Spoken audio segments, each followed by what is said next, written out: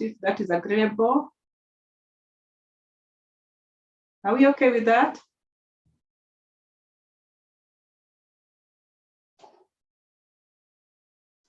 Hello?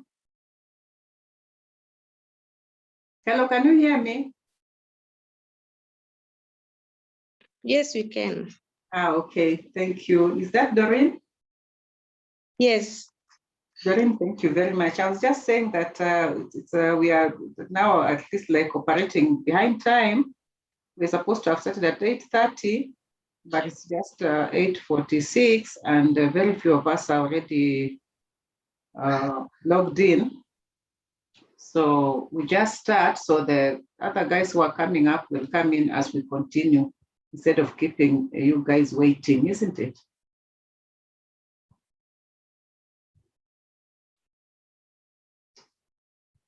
So anyway, my name is Jocelyn Omusebe, CHRP,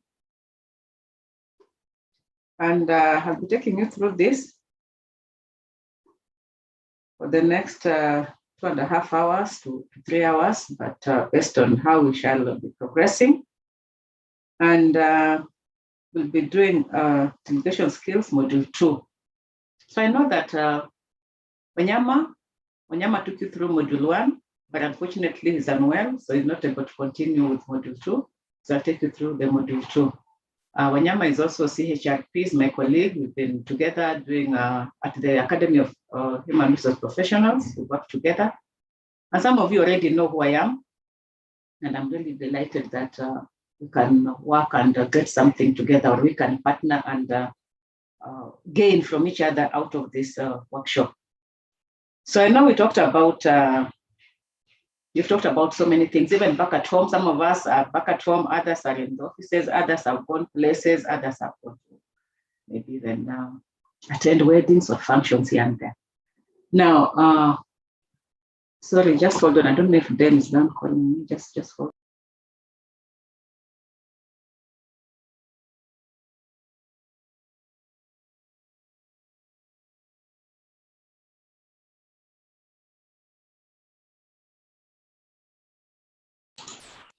Sorry, so what I'm saying is that I know most of us are out and about doing a few things here and there, and we have even delegated some of the things we could have been doing ourselves, isn't it?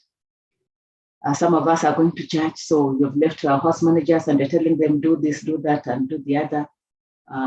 Maybe you have even told the kids that today do ABCD and don't do this. We have even called someone else to say, please do this for me because I'm held up somewhere. So all this delegation comes in various ways, and it comes with various like capacities of what is it that we're delegating in terms of the magnitude and the sensitivity of what you are delegating. So there's someone called John Maxwell who said that if you want to do a few small things, do them yourself. If you want to do a few small things, do them yourself. But again, he said, if you want to do great things and make an impact, then learn to delegate. I don't know which way you would like to go. Do small things, do small things and then do them yourself, or you want to do great things and make an impact or create an impact. Some of us have been mentors. When you're mentoring, what are you doing? At the end of it, what will someone be saying about what you did? Yeah. So creating an impact in someone's life in itself is already a positive aspect. And everyone else would really be happy to be mentored or to be grown or to be given a responsibility which they can carry all the way up to the end without fear of contradiction or fear of anything. So in our topic today, we'll talk about delegation, but now the module 2, and going forward, some of the topics we're going to be looking at is part of what we are going to just share from the screen. Just hold on, I share the screen, then you can see.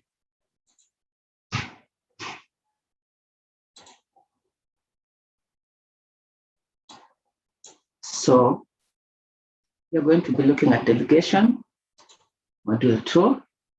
I hope you can see the screen. Can you see the screen? Yeah, we can Hello? see. Yes, we can. We can see. Thank you very much. So today we start from explaining a simple delegation rule. Then we'll go to describing the levels of delegation. Then we'll get to describing the types of delegation. Then we'll list the delegation skills and explain some barriers to delegation, some of which we already know. It's only that we keep reminding ourselves, trying to just capture a few things here and there that would be more valuable to ourselves in terms of delegation. So simple delegation, we are saying that delegation is one of the most important management skills. If you are in a leadership role, you're in a management role, it's really important that you delegate. Why do we delegate? We know we have advantages of why we delegate, or we have advantages, or we have things that make us to delegate. I mean, you cannot work alone. You always have to work with people. In organizations, you'll find that you can never be the only person working there. You might be many years, but depending on the levels, there are certain things that you'll be compelled to do. The other things you might not be able to do because of the time, because of the other tasks you are engaged in, or other meetings you are engaged in, so you delegate. Yeah. Then there's also another reason why people delegate, maybe just to create confidence in the teams you're working with. Very important. So delegation is a very helpful aid for succession planning also, because by the time you're delegating, it means that so you're preparing even the other team leaders you're working with or the other employees you're working with into responsible citizens. So all the time when you're delegating, you're actually encouraging them or giving them some sort of confidence in what they'll be doing. You're trying to assess their capability in terms of what they have learned while you've been supporting them and what they're able to do even in your absence. It's how we grow in the job. Yeah. We're saying that delegation enables us to gain experience to take on high responsibilities. Once we delegate, or once we are delegated to, it enables us to gain experience. So there's more practice for a point or to a level where we are now able to take it up on our own, or where we are able to make the people below us now grow even more. And I've said this even starts from our own houses. By the time we're at the house there, you're telling your child, please do ABCD. It might be kind of an instruction, but you're delegating. You're telling them do this. So you're giving them some responsibility of sorts, and they'll be able to start being confident in some of the tasks you'll be like allocating them. So delegation can also be used to develop your people and yourself, and it's not just a management technique for freeing up the process time. So it should not be looked at as if delegation is making the other party feel like they are more free. It is supposed to look like it is a development strategy. So by the time you're also delegating, it's important that you don't delegate all the jobs such that you have nothing to do. Then it means you are rendering yourself again useless in an organization. That is what you're meant to do. So it's important that you support the teams that work with you. Delegate a bit of what you can delegate, but carry some of what you can carry. So we'll be looking at some delegation levels. We shall be looking at other ways of delegating and what exactly to delegate, or maybe even looking at a mind map for delegating, which is going to be important for us now and going forward, and even in terms of our workplace experience and exposure. Okay. So we have simple delegation rules. We have simple delegation rules, which are here, which we are going to be looking at, and we call them SMART, but we cannot always make them smarter. So a simple delegation rule is a SMART acronym, repeated state SMART. It's a quick checklist for proper delegation, meaning delegated tasks must be smarter, and we'll look at them briefly. So when you talk about this delegation skills, and we're saying that the delegation rules, and we're saying that they must be smart, they must be specific. Why is it that delegation must be specific? Why is it that it must be specific? Sometimes you delegate or you make it specific because you want proper completion of tasks. Imagine if you're telling your, let's now get back to our houses. You're even telling your house manager, do A, B, C, D. It could be an instruction, yes, but it's a delegation because that is what maybe you could have been doing if you were free enough, but if you're just freeing yourself from that and delegating. Why do we even start giving the instructions in a way that they are in a chronological manner. You want to assume or you want to ensure that there's proper completion of this task. Sometimes you delegate, but you don't also operate haywire in terms of helter-skelter. You have a proper way of delegating. Sometimes you line up the activities that should be done and how they should be done. There are times you even give specific times. Start with this, then go to this, then go to the other, because you want to ensure proper completion of tasks. So another rule of delegation is it has to be measurable. Why do we say measurable? It can help us to track progress. It helps us to track progress. It helps us to understand whether the jobs that have been delegated were completed or not. It acts as evidence of what was performed or not performed. Yeah. So it can also give us some data of sorts in terms of where we were then and what has happened even after the delegation. Are we together? Yeah, we're together. Thank you, thank you. So again, another rule is to, we say agreed. It must be some agreed kind of assignment. So sometimes delegation is not just you giving instruction, then it means you are giving an order, which not everyone will want. So in management level, in terms of delegation, sometimes you agree, you get to your subordinate or your superior gets to you and you are operating in an agreement of sorts. So I want you to do A, B, C, D, and then you're asking, are you understanding? Do you need more support or is it, do you think you can manage that? Then you say, yeah, let me try. So it is actually an agreement. You are coming together, you are setting out a few things that must be done, but of course, you have to agree to that. And if it is a bit too heavy or too challenging, sometimes that's when you start asking questions. So there must be some sort of agreement, just understanding whether it is achievable. Yeah. And also it's important to, as you delegate during this agreement, just get to understand whether this employee even has the capability of doing whatever task you are assigning them to do, whether they have the knowledge, whether they have the skills, whether they even have the training, and whether resources are available to enable them carry out the task that you are delegating to them to carry out. So that is another aspect. So under R, we are saying it should be realistic. Realistic means sometimes you're delegating things or you're delegating tasks, but this task should be also aligned at least to the job description.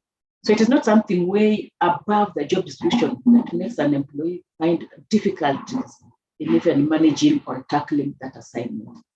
Yeah. And I'm sure some of us in offices delegate even personal errands. I remember when I was a secretary, our boss used to, my boss would tell me, Jocelyn, after this place, after you do this, after you account for it, blah, blah, blah, go and get me medicine from the medical doctor. No personal errand, I go and get the medicine. Then after this, so I wanted, I don't know what and what and what. So I get a shopping list. I either send a driver or I just go myself because the shopping place was not far.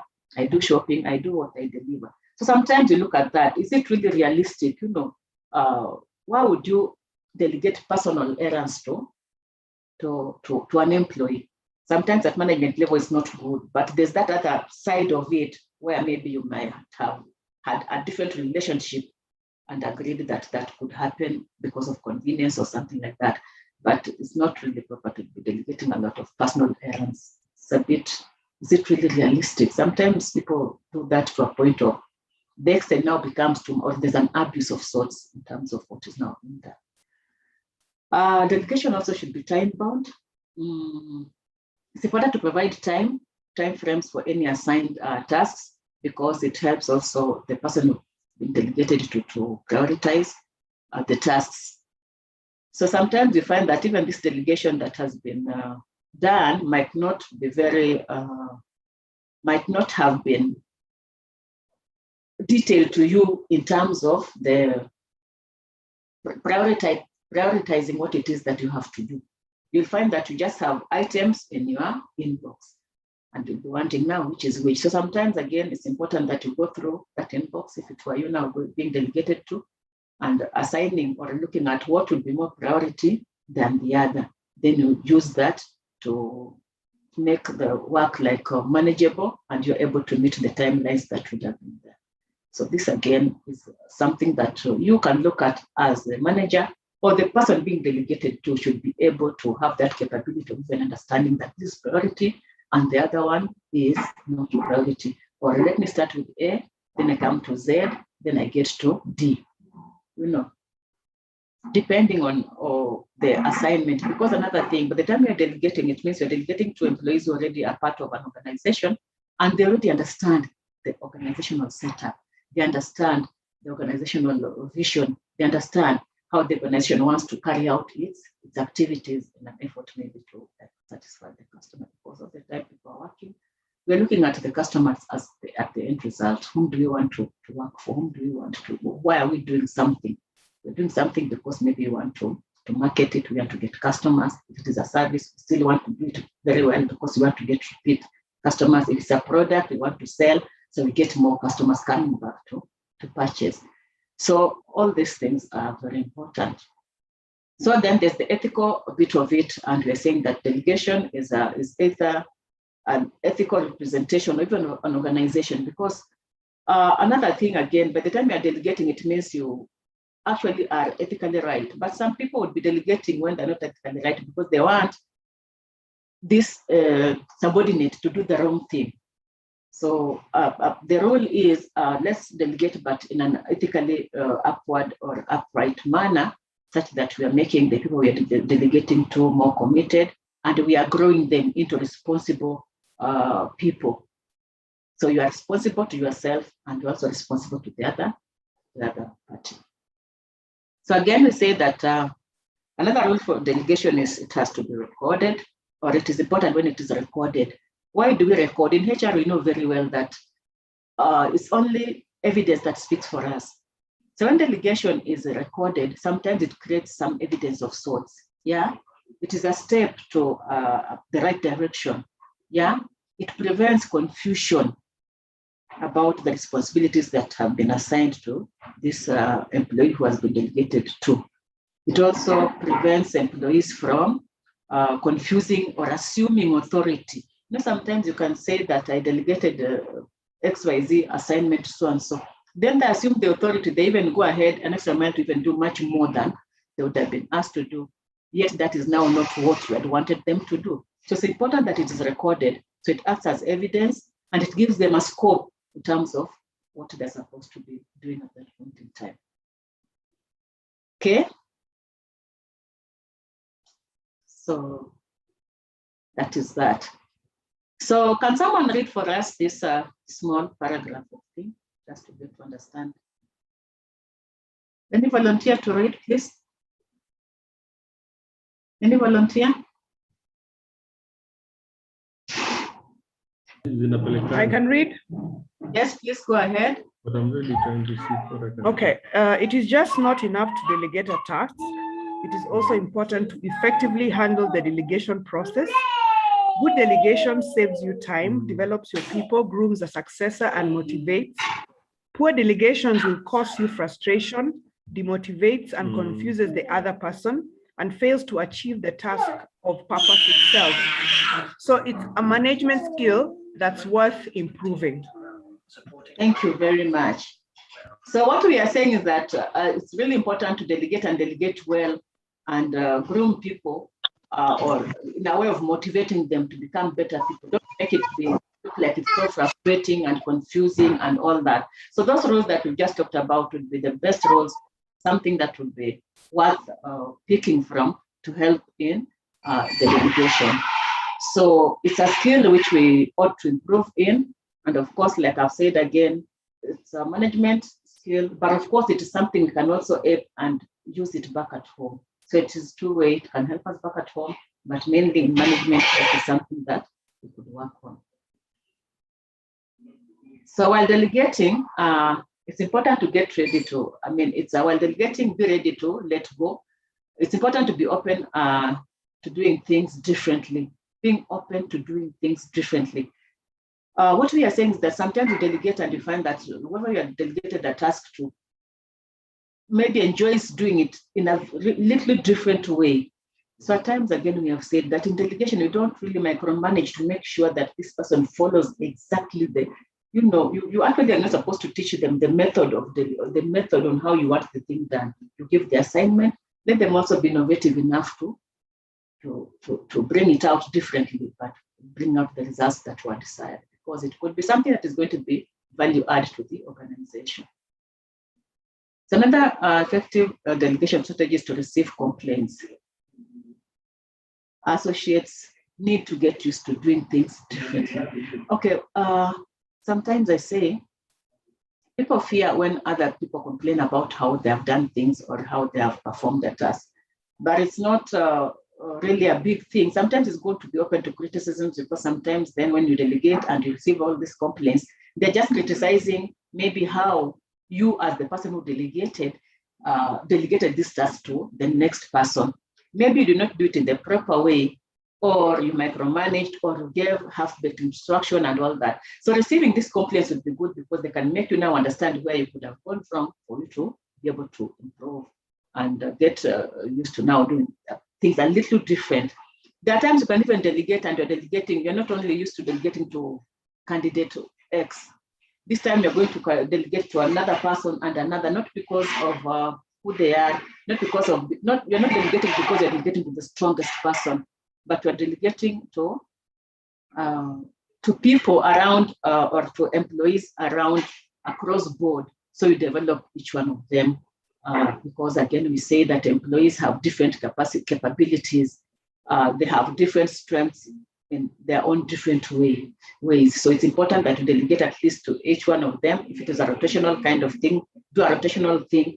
Receive these complaints, because they help us then get to understand where we went wrong and where we did not do very well. Providing feedback, it's really important to get feedback or to provide feedback. Again, sometimes we delegate and we keep quiet. We just go to back to the people we have delegated tasks. So say, you see, they delegated to so and so, they went and now decided they've become the boss. So sometimes provide feedback. If this person did very well, just tell them, yeah, well done, this is how you did it. And even if they did not do so well, sit them down, talk to them, tell them that this one was well done. However, it would have been better if they approached it in a different way.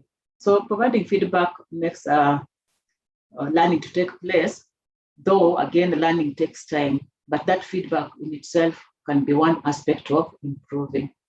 Yeah. Switching things around, give everybody a chance. Like I said, even job rotation. That's why sometimes you find that the times when, like a leader, when you're going to be away from the workstation, some of us like issue mail to say that I'll be away for 4 days, or I'll be away on short leave, and during my absence, so and so will be in charge. So you could even delegate to 2 people. So we are saying so and so will be in charge, maybe in terms of financials, so and so will take charge. But in terms of administrative issues, so and so will be in charge. So again, give everybody a chance, or do it in a rotational manner. This month you delegated to XYZ.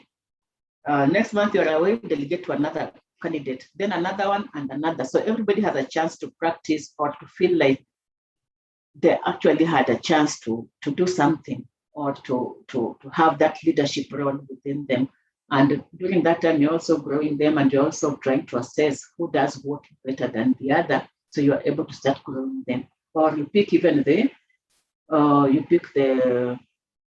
weaknesses which they have and help them develop those weaknesses so they grow into better people. We said that a good leader would also develop other people behind them or below them to become leaders. You don't develop, you develop the leaders. You don't want to lead and leave them as followers, because when you develop followers, it means you'll always want to be the leader there, and you might also stagnate as a leader. You can actually stagnate.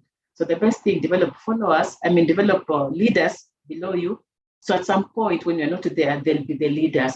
And when you're not there, it means they have now pushed you to now be even a greater leader somewhere else. So they now take up what you could have been doing at that point in time. Do it again. Do it again. Delegation has to be practiced to make it perfect. Like we say, delegate, delegate, delegate. As you continue delegating, whoever you're delegating to is also now practicing more and more. Some of the things that came through the feedback are making them get developed more in terms of, if it was maybe their language was not good, the more you give them, you delegate, the language now becomes better. If it was just operations in terms of the error rate, you find that the more you delegate, the error rate becomes even less. If it was the confidence levels, you'll find that the more you delegate, the confidence levels now become a bit enhanced. So something like that. Do it again, practice and practice and practice to enable these people to become better. And even for you, because you want to delegate so that you can do other things. So by the time that these people are doing this work better, you are also growing or improving yourself in terms of your performance, in terms of your capabilities, and in terms of how you are growing the people below you. So prepare yourself for the inevitable. Watching another person do work is tough when you may do it better. Look at times when you even watch football. You watch football and you're thinking these people are playing and they're not playing so well, and you're thinking, maybe I would have been the one doing it. But even just in our house, look at the way sometimes you arrange our house, the way you have just planned your kitchen, you arrange your kitchen. Then you delegate to someone else and tell them, so you wash these utensils, then you do blah, blah, blah, and then they do it a different way. Sometimes it becomes very irritating, but it can be irritating 1, 2, 3, but along the way, you might find that whatever they are doing or whichever way they are doing it is even now much better than what you had initiated in the first place. So sometimes it's just important to allow or prepare ourselves for that inevitable and just see what comes out of it. Of course, they will have given a little guidance, but you watch and see how it comes out. Follow the chain of command you created. Associates will be frustrated when one of their own is put in charge. Refer concerns to the project lead. Follow the chain of command. So we are saying that sometimes you'll find that associates, it's like now when all of us are at the same level, maybe we are at the same level, and we have a boss we are reporting to.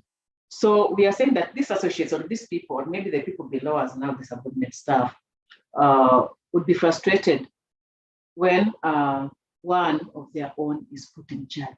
So sometimes you start thinking or wondering, why is it that so and so have been put in charge? Yes, I know we are of the same competencies. We have been here maybe the same number of years. We have done this the same way. Why is it that it is so and so? Sometimes it's important to follow the chain of command. Then look at who would be the next person of the next will be the next in the chain of command to be delegated to. So at times also that would work if you're thinking or you feel like people would start feeling disadvantaged, or they're just feeling like there's some hostility, or they will even be hostile to the person being delegated to, because people will start asking, why is it that normally so-and-so being taken to take up these roles? No, why is it that so-and-so is being delegated to all the time? So people can get some enmity amongst themselves, and especially if they're associates or if they're people at the same level. So sometimes it's good to also delegate depending on the hierarchy or maybe the chain of command within an organization. Be a mediator, not a dictator. In delegation, it's never good to dictate, because you dictate, you spoil. And we said again, you give feedback and give good feedback, even if it is on the negative side. Have some courtesy in terms of how you communicate to whoever you have delegated to, so they're able to work out whatever errors or whatever might not have worked well, because by that you're also growing them. Because if you also don't do that, you find that at some point you are asking them again to do something, and then you tell them, I don't think I don't want that. Let me just do my job. Can you imagine? You want to delegate a task to some team members, but they're telling you, let me just do my job. You need that one, I can't. They're just adamant.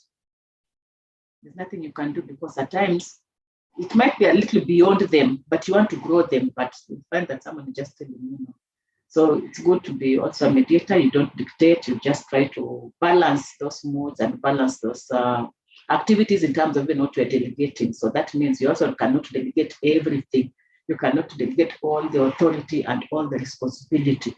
There's that you choose what to delegate. Every 3 months, switch duties. This is kind of what we talk about rotation of jobs. You're rotating people in terms of how you want them to understand or to get to be working. We say that sometimes you find that people could be thinking that this role or for a certain role, people are so idle, they just sit back and watch, while other people are struggling and working and all that. So once in a while, when you do a rotational kind of thing or switching, you find that people start appreciating what other people do, or they start appreciating the kind of work or the kind of strategic thought process goes on when you're delegated to a certain task.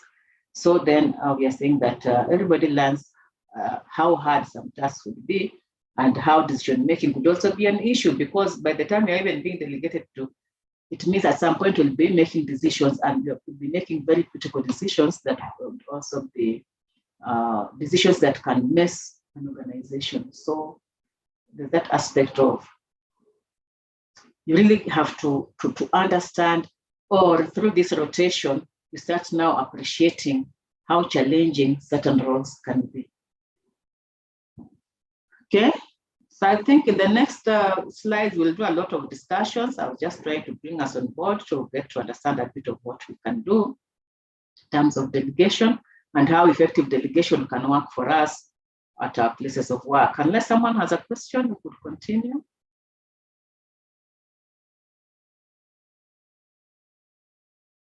So we have mind maps for delegation, or mind maps for delegating, mind maps for delegating.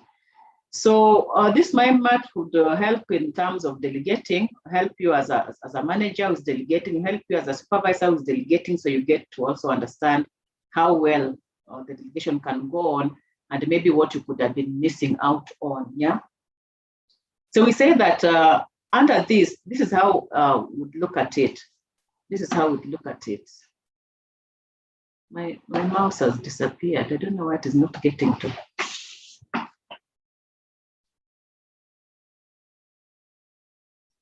No?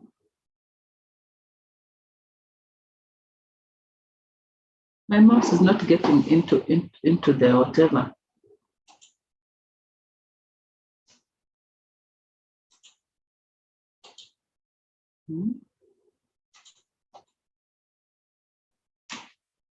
Something has happened. I can't tell why my mouse is not. Oh, here it is. Thank you very much. So here we are.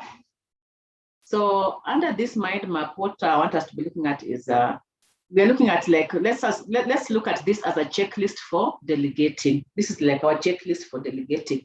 For all of us who want to delegate, or if all of us will be involved in delegating, we'll be looking at a checklist of sorts. So this checklist, how do we work with it so it's able to help us to delegate appropriately or effectively and make some valuable impact? So one would be, first of all, what I looked at, or what I was trying to come up with is look at briefing. Sometimes when you are delegating, or we can start with even choosing the task, but let's start with briefings. You're now briefing. You're now having briefings with whoever it is you're delegating to. So under briefing, what could you do at that point in time? Sometimes you set the scene. Why do you set the scene? You want this employees to understand what could be what could go wrong, or that at some point you might not be there for them. So you are now just telling them, or you're telling the person you're delegating to, that get ready, one time I'll not be there, and you'll be the one taking over to do 1, 2, 3 things. Yeah, you're setting the scene. Then you can talk over the details. Talk over the details. What are these details you want them to understand? What is it you want them to know? What is it you want them to learn? How do you even want them to learn whatever it is? Talk over some of the details that will be surrounding maybe this scene you brought about. Then you could describe a background.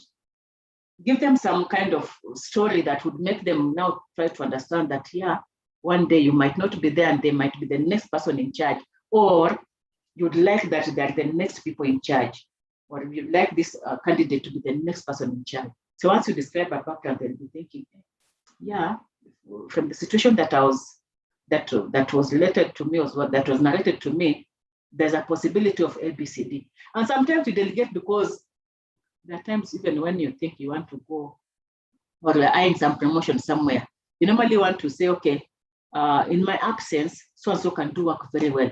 There are times you have things you want to do, even want to go on leave, and your boss is telling you don't go on leave. You see, if you go on leave, the department will suffer. Why?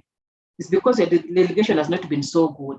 But the moment you keep on like delegating, so now setting this background, describing the background can help you now get to even make these employees understand that one day you might not be there, and they'll be the ones carrying the department with them in terms of the task or what is supposed to be done at that point in time. And of course, after that, sorry. Of course, after that, the mouse is misbehaving. You could also then set standards, yeah? Set some standards of sorts. Set standards that would make you look like you are giving valuable delegation. So you're not just delegating. Sometimes you delegate on the setting standards. This is how I want us to be operating, and I want us to be operating at this certain level. Set standards. So we're not operating at 20% or 30%. I want us always to have results that are 70% or above. So you set standards. So kind of you are measuring the performance, you're measuring the outcome. So you set these standards because they will now help you then get to know even the progress, because you cannot be reporting progress when you don't even know how the standards would have been looking like. But in between here, we are saying that it's important that you also do some coaching, yeah? Coaching goes a long way in terms of delegation. Coaching goes a long way, and it's important that as leaders or as managers, let me say leaders, not just managers, as leaders who manage people. When we involve ourselves in coaching, it's really comes out, it's really valuable because the employees we are coaching now become better leaders. And by coaching, again, because we said in delegation, you don't want to micromanage. By coaching, we're just unleashing some of the potential these employees could be having. Like you ask them questions, what do you think could have gone wrong if you did this? So they tell you, they themselves have the answers. So you don't give those answers. You coach to help them come up with answers. You coach because you want them to be more creative, to be more innovative, to bring out even better value than what you could have been given at that point in time. Then, of course, you report progress. And the reporting progress is also just looking at how well has it gone? How well has it not gone? What could have not been done right? Maybe it is even you yourself who is delegating, who is doing the wrong things. So then you get back to again, doing good to start understanding where you went wrong about this, to just get to understand the progress. I hope it's clear. Just a mind map, something. So a mind map is actually like a checklist, something that could help you. So these are some of the things that could just help you in proper delegation or delegating effectively. They help in effective delegation. So again, another checklist here. So what I looked at were four: briefing, choosing the people, and then monitoring progress and choosing tasks. So we've just been talking about briefing, what you could do under briefing, some of the things that would come out under briefing. So now, if it was now choosing the tasks, so how do you even choose tasks in the first place? It's important that you could be able to even let go some of the critical tasks that would be that you'd be doing to let someone do, but you might not want to give all the tasks. Give a portion of that task to see how well it can. So it's important to even let go. You don't just hold on to all the tasks. Let go a few of those tasks so that at least you can remain with just the key which you can be working on. So by the time you're choosing these tasks, there are those that you can let go. It's important that you also show trust. By the time you're letting go a task, you're not again letting go and you're thinking, this person, are they really going to do the right thing? Or they might decide now to do the wrong thing. Or are they going to be as perfect as I am? Just let go, show trust, show these people you're delegating to, the person you're delegating to, that you trust that you're going to do a good job. So again, you don't micromanage by following up all the time, just trying to monitor, hey, so how is it being done? But then I worked in some organization somewhere where my immediate superior used to sit right behind me. So he used to delegate tasks, and my laptop is at the front like this. Now my laptop is here. He's seated right behind me, but of course on the side, so he can actually see everything I'm doing on my laptop. And I would ask myself, why does he do this? But of course, because of my ethical background, I kept on just doing what I can do that is actually related to work. But I think after some time now, he got a bit, either he got bored or something happened. So he decided now to move his desk to another. And I asked myself, is it because I'm new to this organization? And imagine I was the head of HR. But now my immediate boss is seated somewhere to my right, just checking. And I couldn't understand. So anyway, me, I've been used to like assigning myself work and doing the work and just giving reports. So out of that, it did not bother me. It was only the first few days that it bothered me. I wondered what was the issue, but I told myself, I know there's nothing I do that is outside the norm, so I just don't know. So it's important to show trust. So to me, that kind of arrangement or that kind of setup was making me feel like maybe they're not trusting that I can do what I'm supposed to do. Or maybe the other employees within that docket, because it was an open plan office, maybe other employees had been left on their own and they were doing their own things. Because let me tell you another thing.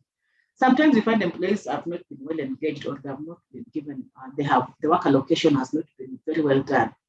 So there's that employee who just comes to play cards in the office.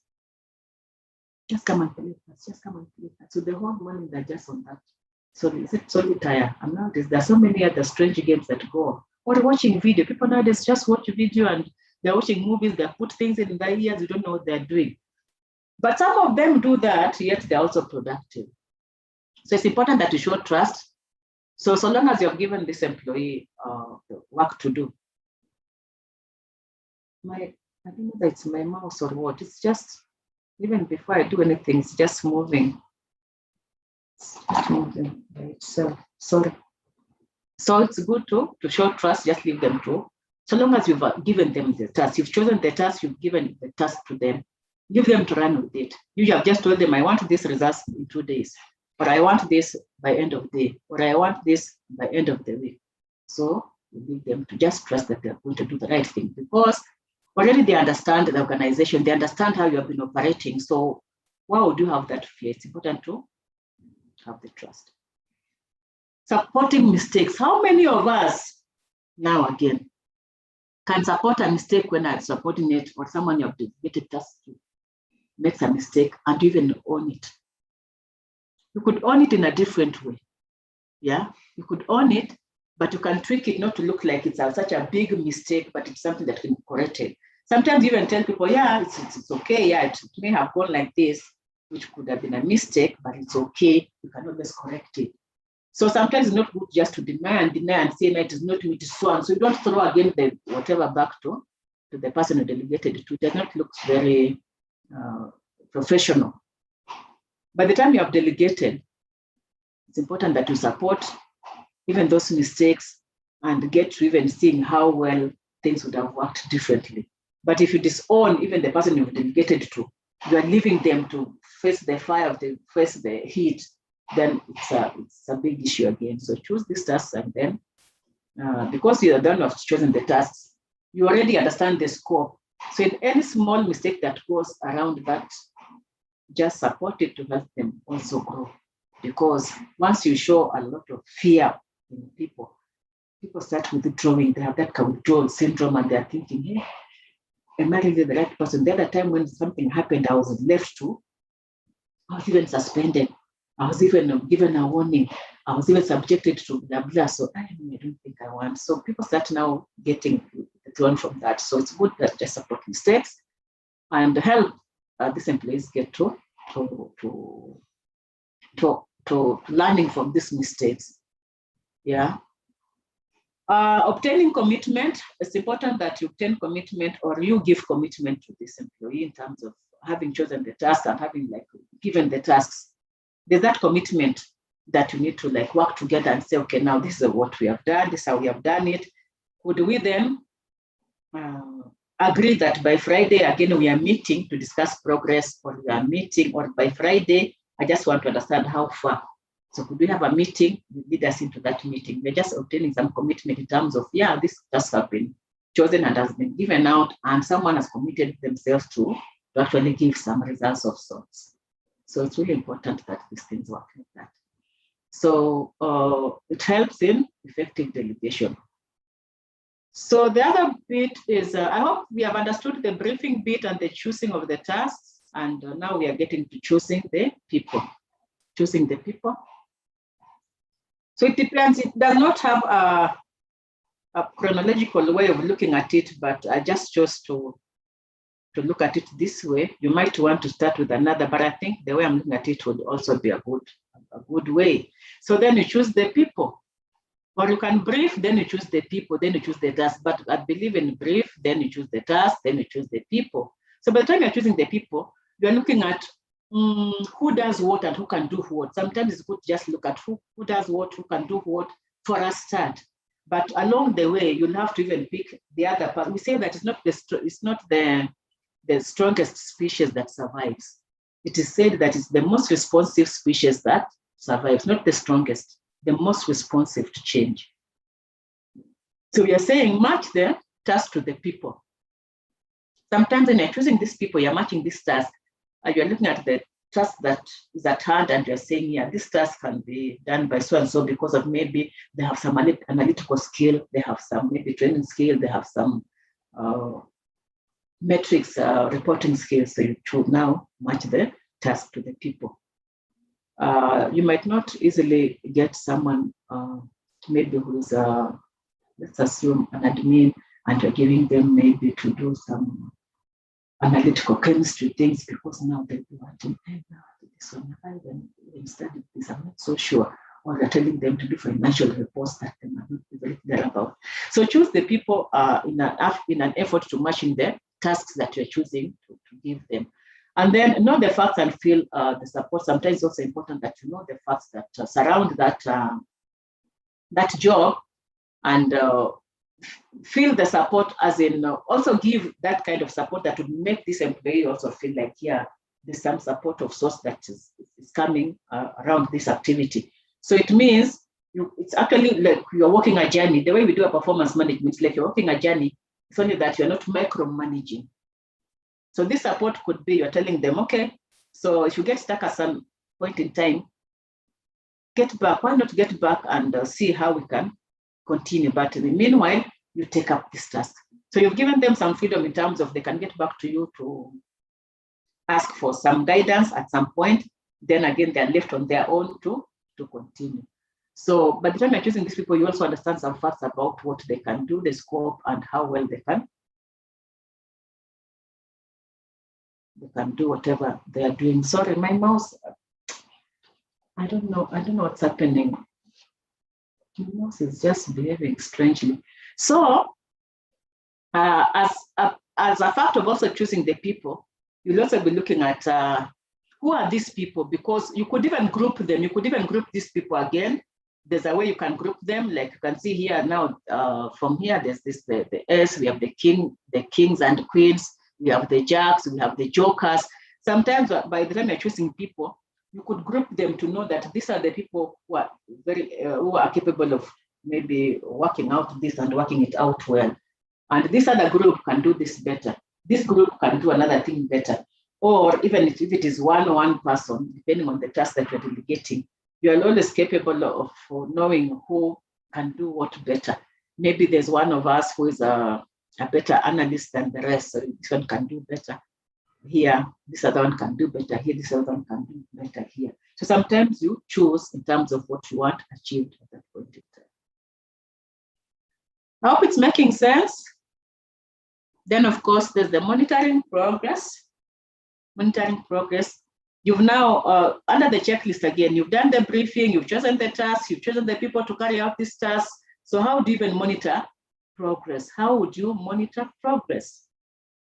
So checking, why would you check? Why would you check what is going on? Sometimes you check because you are saying that you want to look at the expected versus the actual. That is how you monitor progress. Just trying to get or trying to gauge what was the expectation at this point in time when all the task was being delegated, blah, blah, blah. What is the actual that's now been arrived at the end of the period that was agreed upon? So that is one way of monitoring progress. Advising. Why would we advise, or why would you look at advice as something that is very key? You find that advising goes along with even empowering these employees, making them have some confidence of sorts, and it would be one way of also educating them. Yeah, you're actually educating them, you're encouraging them, you are giving them a few more tips maybe to get to the end of the journey. you might have just been monitoring, not because they have completed the assignment, but they are still working on it along the way. So advice is very good because it's a kind of support. It's a kind of support you're giving the employee you have delegated the assignment to. Then we have the aspect of reviewing. You're checking, you're advising, you're reviewing. Why would we review? It's more of just comparing the standards. Maybe these standards that had been set here, see standards that have been set here. So now you're reviewing, you're monitoring progress by reviewing. What are we reviewing? Maybe the standards. What are the set standards? And where are we at? Yeah. You also review to understand what are the challenges. What are the challenges that are being experienced at that point in time? You could even address those challenges. You could even be reviewing to also like congratulate this employee about how far they have gone with the assignment. You also be reviewing to just like improve on weak areas, something like that. Then of course, lastly, you give credit. Lastly, you give credit. Why do you give credit? How many of us just let or delegate tasks and then you just keep quiet? And I said, starting from your house, you're at the house now and you're telling your child to do ABCD for me because now I'm in class. So this child is making tea for you and bringing you a cup of tea. Where are you? How many of us even say thank you? You told them, oh, brush this shoe for me, blah, blah, blah. Or to do this and then fold those clothes for me and do ABCD. How many say thank you? Now in your house, it might be so easy, but even to other stuff, you're delegating an assignment. Sometimes you want to imagine that by the time we have delegated, we want them to be perfect, to follow exactly to do it exactly the way I would have done it. So the moment they kind of lag behind, the moment they're lagging behind in terms of time, the moment they're not as accurate as you are, the moment they are not as fast as you normally do, you find that sometimes you just keep quiet. You don't even appreciate. So that would not be also a good way of delegating. Sometimes when you delegate, keep on appreciating, because as you continue appreciating these team members, you find that it makes them grow, it builds their confidence. You know, give some positive feedback where necessary. Yeah. Tell them well done. To give them this feedback also when you don't just wait until the last minute, then you come and start bashing them. Yeah. It's important to understand that the job was well done here, but maybe along the way you swayed a bit. But of course, now that we are reviewing it, let us get to also now making it a little better here before we finally close up. So this is just a mind map or a help to effective delegation. I hope it has been clear. Unless someone has something to add to it or to help us understand where we do not understand. But of course, there's much about it down here. So is there any concern made? Oh, sorry, there's a chat here. Good morning. I'm happy that you have logged into the session. Just thank you, thank you, thank you. So you find that this is what has, sorry, my mouse again. So sorry. So you find that this is what would make us now have a proper checklist for delegating. So we call it a mind map for delegating. You can use this or you can go the other way, but the mind map gives you a better outlook from just its own set. So you find that works really well. So just getting to look at a few tips in terms of delegating. We are saying that make sure standards and outcomes are clear. What we've just talked about there, and what needs to be done, when it should be finished, and to what degree of quality. You see what we were talking about in terms of setting standards exactly now comes back here. Delegate the objective, not the procedure. Like I've said again, it's not the procedure you're looking for. Let go. Don't micromanage. Leave this work to the person that you have delegated to. Let them find their own way. Let them be more innovative, creative, empower them. So just tell them that the objective is at the end of the period, I want us to have achieved blah, blah, blah. So they'll do that and not don't tell them the procedure. You must start here and end here. You must do this, do this, do this. They could be having a better way of doing it. You can even learn from them. Sometimes you delegate because we want to learn from people, not because we are experts. We could have been in that management position, leadership role, but we're not the experts. So you find that you delegate, but with that objective in mind, so the procedure would be different. And you might find that this work could sometimes even be done faster than you thought. So by the time this employee is coming back to you to say, oh, this work, it's ABCD, I've now completed. You're like, what? How did you do it? Or maybe you are foreseeing a strike. For us as HR managers, sometimes you can even be scared of a strike. So a strike is about to come and you're like, hey, goodness, I don't have this strike to get me here. So you have an emergency leave. So you delegate now the tasks to someone else and tell them, you take care, this week I'll not do that.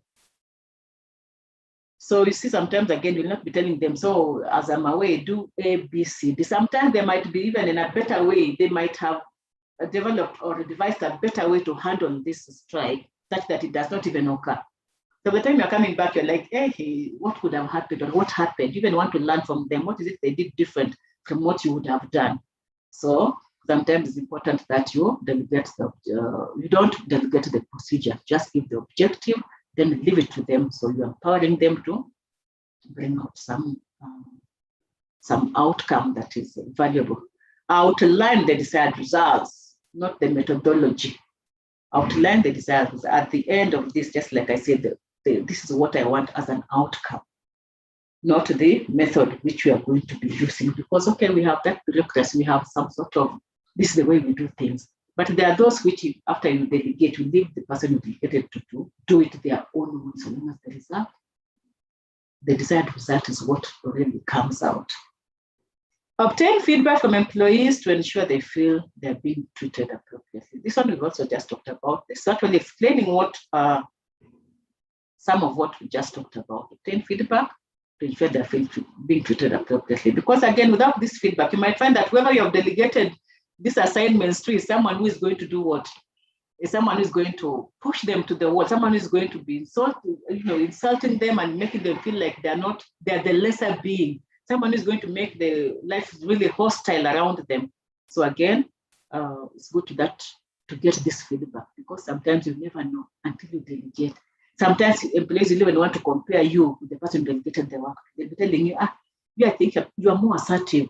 When this work was delegated to so-and-so, she was too friendly to people such that they took advantage of. By the way, we used to have this in my former organization at some point in time. You find that if the boss is there are things that would happen. And we had characters like, I know there are two guys. Anytime the boss wants to go away on safari, he's the very first one to come with that. We call it a petty cash voucher, to say, I wanted to go and do some survey somewhere. So the boss just signs this voucher, 30K. And I would ask myself, hi, mister, where are you going? On the weekend, 30K, where are you going? And you tell me, why are you really interested? So you see, this feedback sometimes would tell you that when you are away, ABCD happens.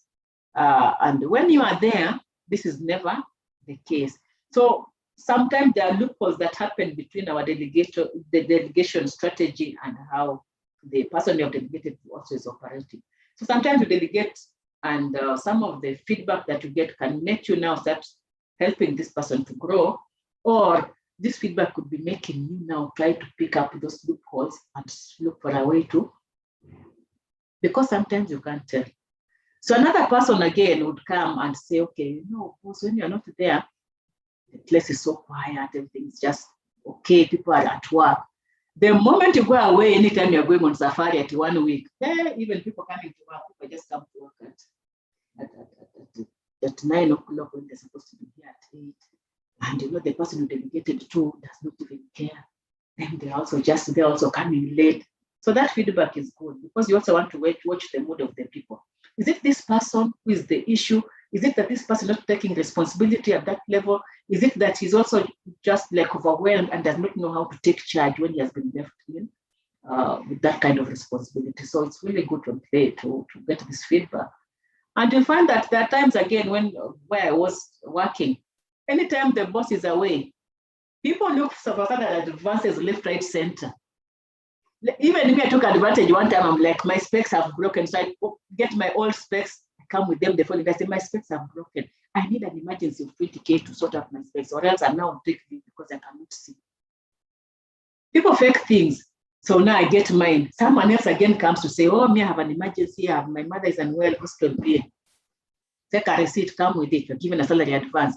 So you see, maybe the person who had been delegated to this task of leadership was not so Or maybe they were too empathetic to a point of people now are taking advantage of them. So these are things you could pick out of that. Or maybe it is you who is too cruel. You are too cruel and you are too hostile. You never want to listen to the employee welfare aspect. So again, it can help you to start balancing. So obtain feedback, very important. Delegate to the right person. Again, we are saying don't always give tasks to the strongest. Like I said again, give this task to the most responsive person, not the strongest. Sometimes you don't give to the most experienced. Sometimes don't even give to the first available, because we find that in an employment setup, there are those who are just always there.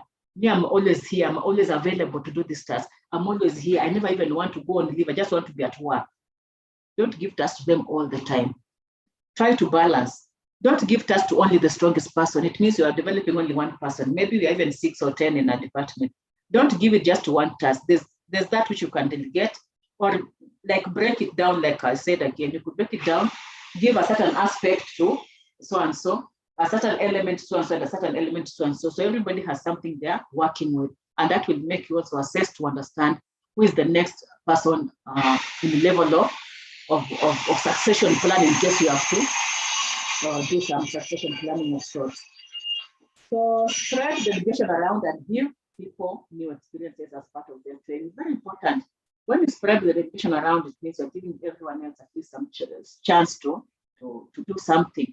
I remember at one point in time when I was a secretary, I told my boss, me, I want to be the one in charge. This time, let me be in charge, because anytime I send a meeting notice out, people never come for this meeting. But anytime I send this meeting and it is you, boss, who has assigned it, people kind of obey or kind of tend to take it up. So he laughed and told me, Jocelyn, okay, I'll give you some work to do. So one time he was aware and he told me, Jocelyn, now you'll be in charge of administrative work, but financials will be done by someone else. So it was the administrative work, just reminding people that you need to bring these reports, looking at the action points in terms of the management meeting that had been there, and reminding them and just following up. So by the time he came back, I said, yeah, I followed up with this, I did this, and this is the report. He was very impressed. So sometimes maybe he just thought, Josephine as a secretary, so she might not be at a level which she could be dedicated to. But I went out of my way and told him, of course, I also want to dedicate it to, because how come I'm getting to so and so and so and so alone?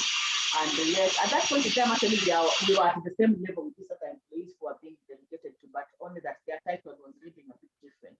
And I asked myself, what is so different? Let me also try something, because when we are at that level, it also helps you to build some confidence. It makes even people around you also have some respect to say, okay, so Jocelyn looks like maybe there's something good about her, or so there's something positive about her, there's something valuable about her that can make her do that. That's true. So be sure to delegate the authority along with the responsibility. So I'm taking you, or I'm giving you I'm delegating a job to you. It's important that I also give some level of responsibility. I could say, okay, I'm the finance manager and I'm going to be away for 1 week, and I'm saying, okay, in my absence, I've delegated so and so to do this. So by the time I delegated so and so, don't also close all the areas where they could even sign in terms of signing for money or signing a voucher that authorizes money. You could only give like scopes of up to what they can. So it is important that delegate authority with also some responsibility. You can also sign off monies up to this level. And because you are the expert, you know up to what level they can sign, which is also safe for the organization. So you also give that responsibility, but close it to some level so they're able just to operate within that scope. Trust people to do well. Don't look over their shoulders or check up with them along the way unless they ask. This is what I was saying. Let go. Just let go. Trust them and let them do their own thing, so that at least it's also they also feel like, yeah. And sometimes they're even asking, hey, why is it just asking me how far I've gone with this? They have trusted you with it. Don't need you to now give feedback. Yeah, don't need you to give feedback. Be prepared to trade short-term errors for long-term results. Like you said again, there are some errors which you can now accept, because at some point they're going to give you now long-term results. There are small errors which you can accept, but of course you're correcting them so that in the long run they become valuable results. When you finish giving instructions, the last thing to ask is, what else do you need to do? So again, give instructions, give instructions, give instructions. Sometimes even forget, and you're telling guys, okay, so now I've given you this task, so you now move with it, run with this project. Sometimes it's important to, like we said, support, give some sort of support. That support would make you now start to understand, okay, so now you need, you've been delegated to. Something was not so clear. So you, the person who's delegating, ask, what else do you need to get started? How can I help? Which other resource do you need? Maybe they need just a resource, maybe a tool of work, maybe they need some support, maybe they want to form a team or something like that. Because there's a time when I was a secretary, but supervisor now, I was telling my boss, you see, everybody comes here to ask for leave days, and I'm wondering, why do people come here to ask for leave days all the time? I don't think I want that. I want people to be empowered so they can be doing their own leave. And when I was doing appraisals, my boss asked me again, and I told her the same thing. So she told me, so just what do you want us to do? So I said, me, I want us to train these people, because we have desktops, 70 of them in our training school, but we are not using them all the time. Could you train this for just the basic IT skills? And she was like, okay, do you think you can do it? I said, yes. But of course, something is hitting. Sorry. I have something. Just 1 minute. Let me stop them. It's a couple of doing something.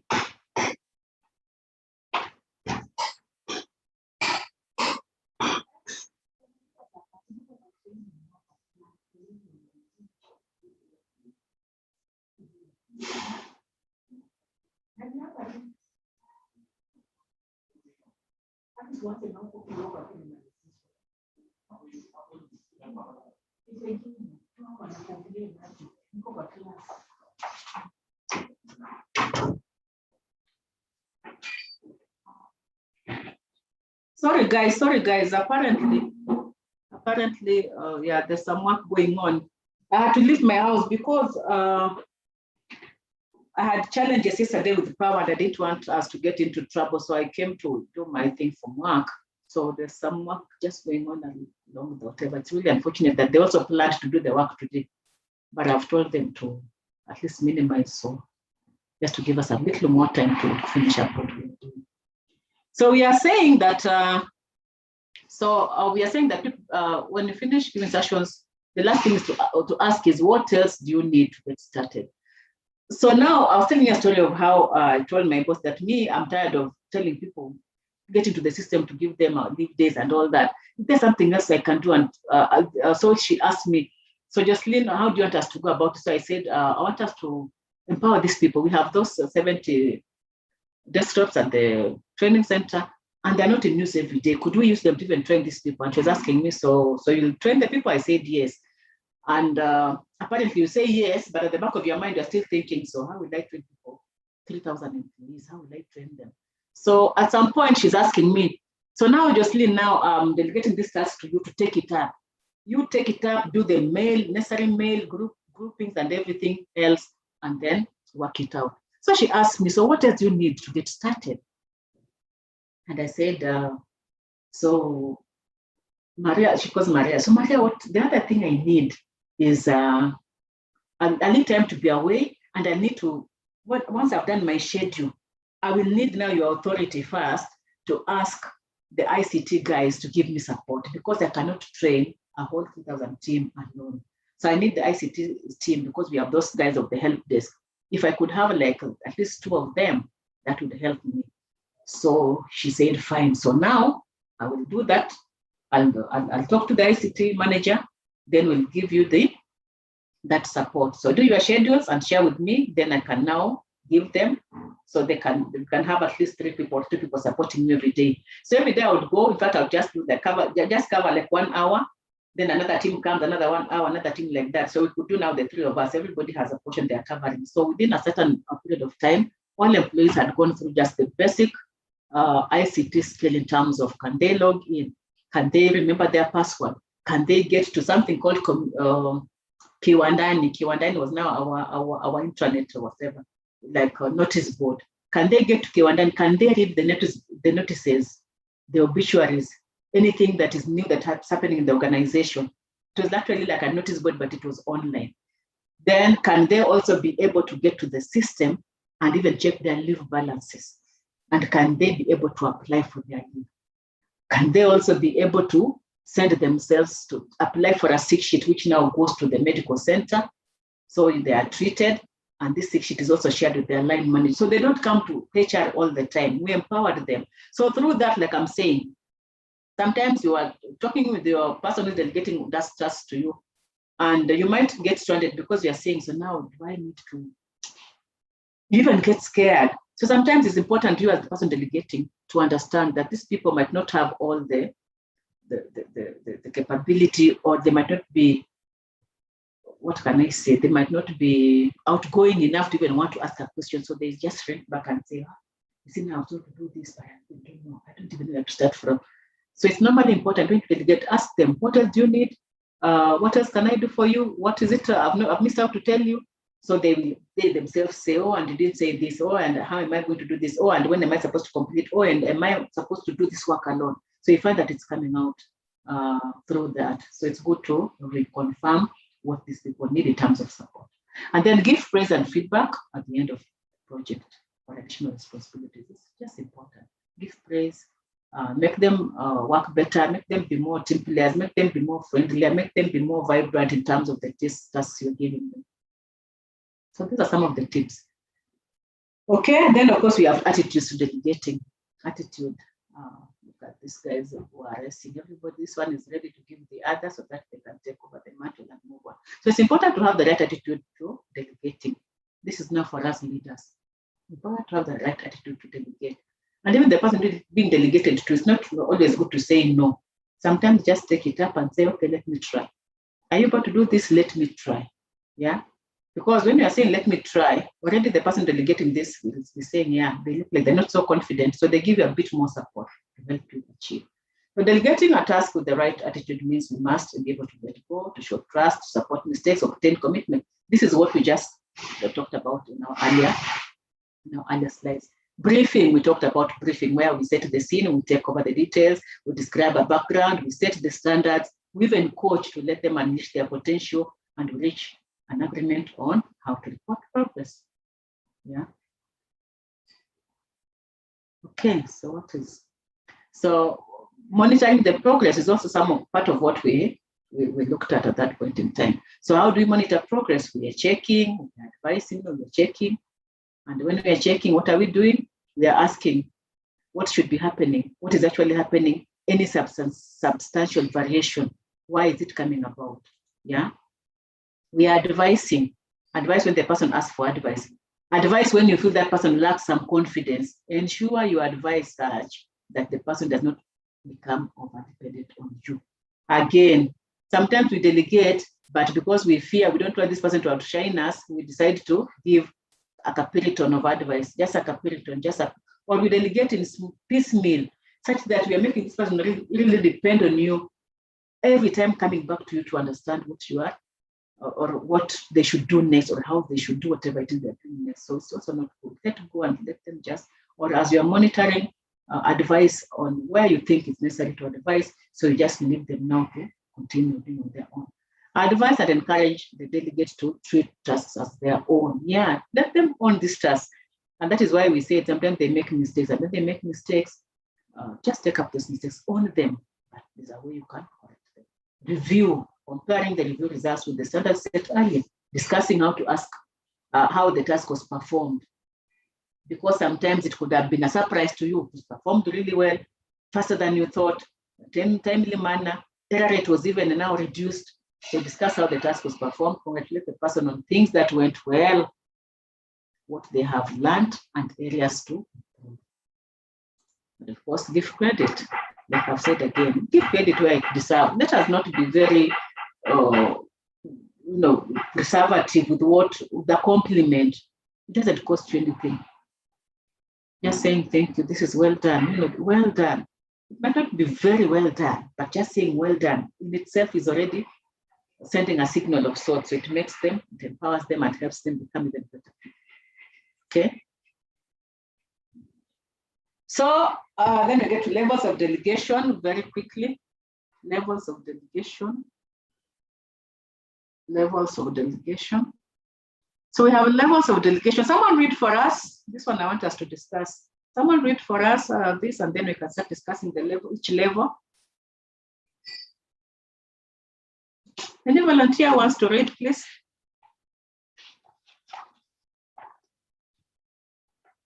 Are we there?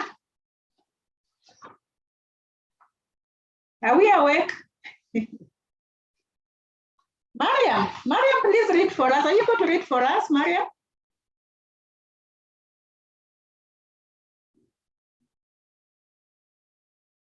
So people are not here. Doreen? Let me read. Oh, thank you, Priscilla. Thank you, Priscilla. Yeah, Please read. I hope I'll manage because I'm in a place where it's not comfortable for me. Delegation isn't just a matter of telling someone else what to do. You can give varying degrees of freedom to the delegate while delegating a task to him. You may decide to give more freedom to a more experienced and reliable person. Also, if a task is more critical, then you may be more cautious while extending a lot of freedom. Number 2, there are a few levels of delegation given below. However, there are many more shades of gray between these black and white examples. Number 3, let us look at the levels of delegation with their examples. Number 4, the levels. Joyce, yes. I'm unable to read the number 4 from my end. Oh, from your end? Yes. Okay, Priscilla, thank you so much. So let me now go ahead. Let me go on. Okay. Thank you, Priscilla. Yeah. So the levels range from 1 to 10, and these different delegation levels progressively offer, encourage, and enable more delegation freedom. So level 1 is the highest level, is the lowest level of delegated freedom, basically none. Then level 10 is the highest level, typically and rarely found in organizations. So what we are saying here is the delegated freedom just shows, like here, very smartly as we start the levels, the delegated freedom is very, very little. But as it gets higher, in this hierarchy, you find that the delegation now of freedom becomes more, but it is rarely found. So maybe the last 3 are rarely found, but where there's more gray at the top here, this is what happens in most organizations.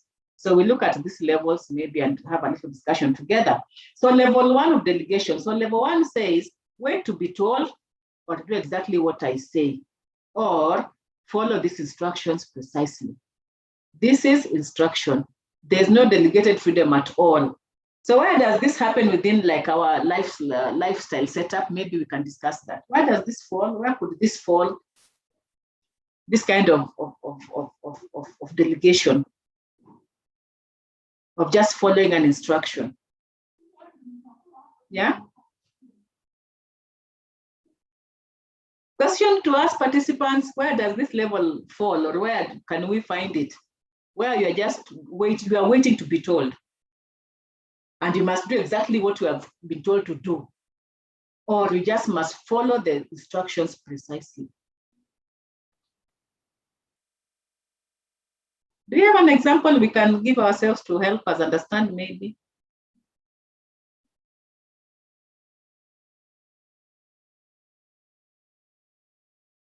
Any trial?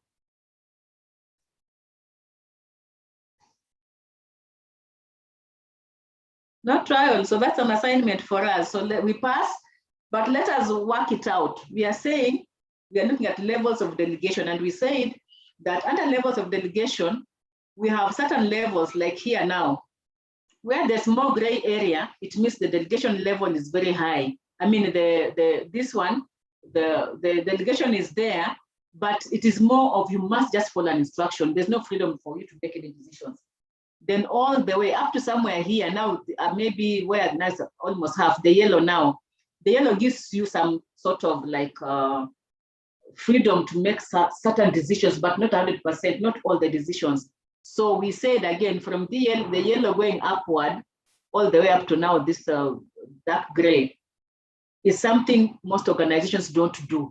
As in, delegation could be given to you, but you can never be left to like take freedom and make decisions and take responsibility fully if it is an aspect of delegation. There's only a level which you can be subjected to, or a level which you are only allowed to. So now we are at this level 1. Where is it that we only wait for an instruction to be given to us? Where we just must follow instructions precisely, as in there's no freedom at all. Do you have situations of that kind? It's a delegation, but you have no freedom. So it's like, yeah, you're just being told this is how it is. You just must follow this and follow that. Yeah. Maybe in health and safety, I'm not sure. I'm just thinking, health and safety. Is there a shortcut to that? We're delegating and saying, don't do this, you get to this shortcut. Sometimes when it is a health and safety thing and you are being told to do something, you just must follow instructions, isn't it? Are we there? Franklin, do you want to say something?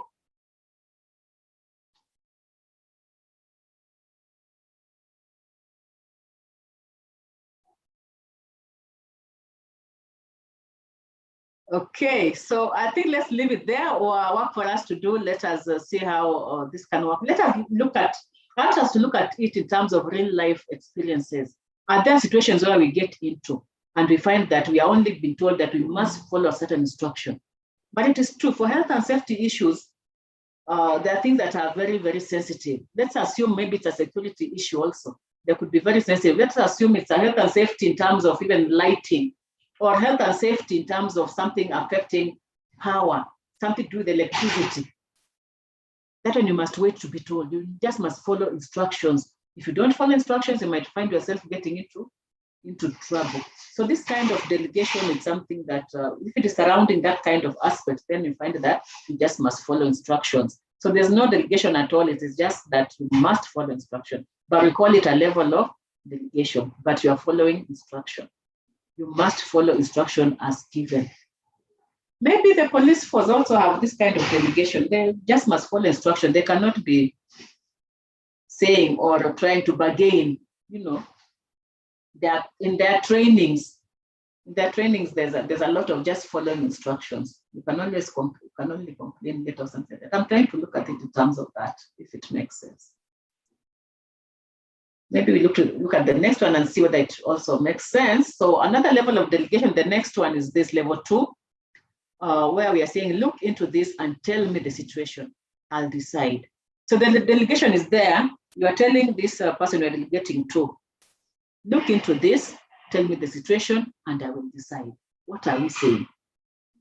This is asking for investigation and analysis, but no recommendation. You're asking that person to investigate and even give you an analysis, but they should not do any recommendation. So the person delegating retains the responsibility for assessing options prior to making decisions. Yeah. In this level, I'm also looking at sometimes when, let's look at it maybe. Now I'm thinking about even like when I was in school those days. Now we are going to the lab. Let's assume now I say what the principal of a school is talking to the lab attendant or the lab technician, you see, and he's telling the lab technicians, look at this and tell me the situation. Look at this maybe chemicals or this detergents or this reagents and tell me the situation. Then I will decide. Maybe it is only the lab guy who's the technical person at this point in time. So the delegation is that, okay, you look into this, tell me the situation. So the lab person can always say that this is dangerous, this is not whatever. Or the technical guy, like the electricity guy, can tell us the way I'm seeing this light flickering, this is the situation. So because you have now been told the situation, you as the person delegating now takes up the responsibility, because it is saying here, look at this and tell me the situation. I will decide. So I've only delegated the aspect of look at this and tell me the situation.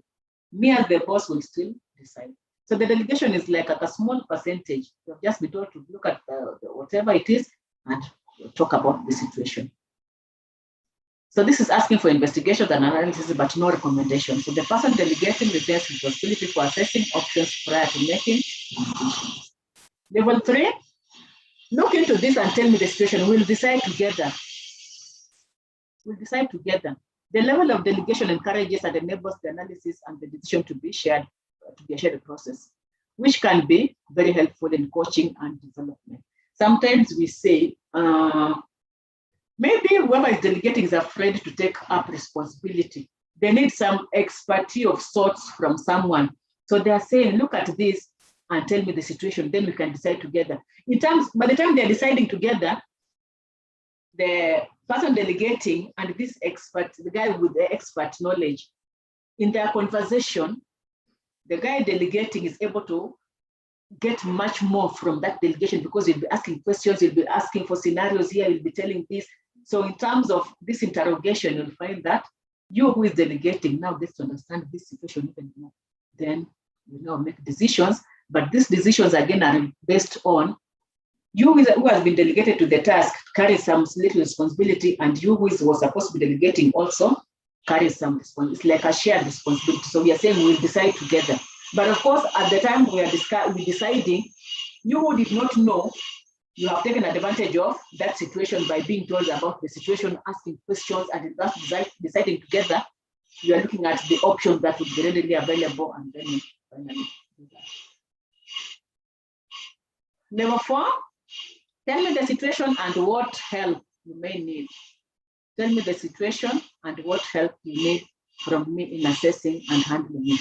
Then we'll decide. Tell me the situation. So you don't know, you can mess, and you need to help. So this opens the possibility of greater freedom for analysis and decision making, subject to both people agreeing to this is appropriate. Again, this level is helpful in growing and defining coaching and development relationships. So what I can look at here is that, tell me the situation and what help you need from me in assessing and handling it, then we'll decide. Look at this aspect of, so now you as a boss, you have people you are leading, then you just decide, let me go and buy, okay, like for us here, we have a staff room here, and you'll find that it has a microwave, it has even a dispenser and all that. So you can imagine now, you're telling me the situation and what help you need from me in assessing and handling it, then we'll decide. So if you don't do this, if you don't allow for this to happen, you might be the ones, even maybe now you have got a microwave for the employees. So you buy this employee's microwave and someone will be asking, how this boss, why did they even buy a microwave? Why did they involve us in this? We did not need a microwave. Maybe we needed a dispenser. Yeah, needed a dispenser. Now this microwave is now going to be even, we really don't need it. They can even mess up that microwave because they didn't need it. So sometimes it's good that this situation, sometimes don't enforce something on someone. Let them tell you what the situation is and some help which is needed. Because you might be looking at that microwave and thinking it's the microwave they need, yet maybe the dispenser is even more important than the microwave. So we are saying here, tell me the situation, what help you need from me in assessing and handling. Then we will decide. So at this point in time, then we'll be deciding, it's not the microwave that we need, it's actually the dispenser. But if you don't involve them, you might mess up and do the wrong thing, or delegate wrongly, or not end up achieving what was supposed to have been achieved. Level 5, give me your analysis of the situation, reasons, options, pros and cons, and recommendation, and let you know that to go ahead or not. So you're telling the person you're delegating to give you the analysis of the situation, reasons, to do a total analysis, pros, cons, options, plus recommendation. Then it is you now, you still with the responsibility. You'll now tell them when, whether to go ahead or not. In such a situation, look at a point where we want to say that, let's assume now people want to have a Christmas party. So now we want to have a Christmas party as employees. And you, because you're used to, we normally go to golf, or we normally go to maybe a Lesereni here for Christmas parties. And maybe the moods of people is not so good. Sometimes you don't have to condition them to go to a Lesereni. You can tell the person you're delegating to, you give me your analysis of the situation that is there, results, blah, blah, blah. What do you think? Then the person will be telling you, I think the best thing is to even take these people this time to Radisson Blue. So you have done your analysis, you've decided they don't want to now Lesereni anymore because of the results, the options, the pros and cons, they want to go to Radisson Blue. So you can only now, so you cannot make the recommendation, but at least you have given the options and whatever. So the boss says, I'll let you know whether you can go ahead. So this one is actually, you can actually give your go ahead even without much ado in terms of you've given all these pros and cons and whatever. And he just speaks from that option and says, okay, go ahead, book Radisson Blue for them for Christmas party. So it's asking for analysis and recommendation, but you'll check the thinking before deciding, something like that. If it makes sense, I hope it makes some little sense. Another level would be the level 6, where we are saying, decide and let me know your decision and wait for my go ahead before proceeding. So this level, at least there's some level of, you have been delegated to and you're being told now, decide and let me know your decision. So there's some aspect of responsibility. You've been told now this is happening and make decisions, but wait for me to give you a go ahead before you proceed. It's very closely related to that recommendation aspect. So here I was looking at maybe it's a legal thing, and we're looking at now this legal, this is how it's going to affect us, and this is what I think should happen. So by the time now it's getting to that level, you are saying, okay, let's wait for this go ahead and before proceeding. Meaning, at the end of it, you are the expert, because maybe you sit at the strategy level.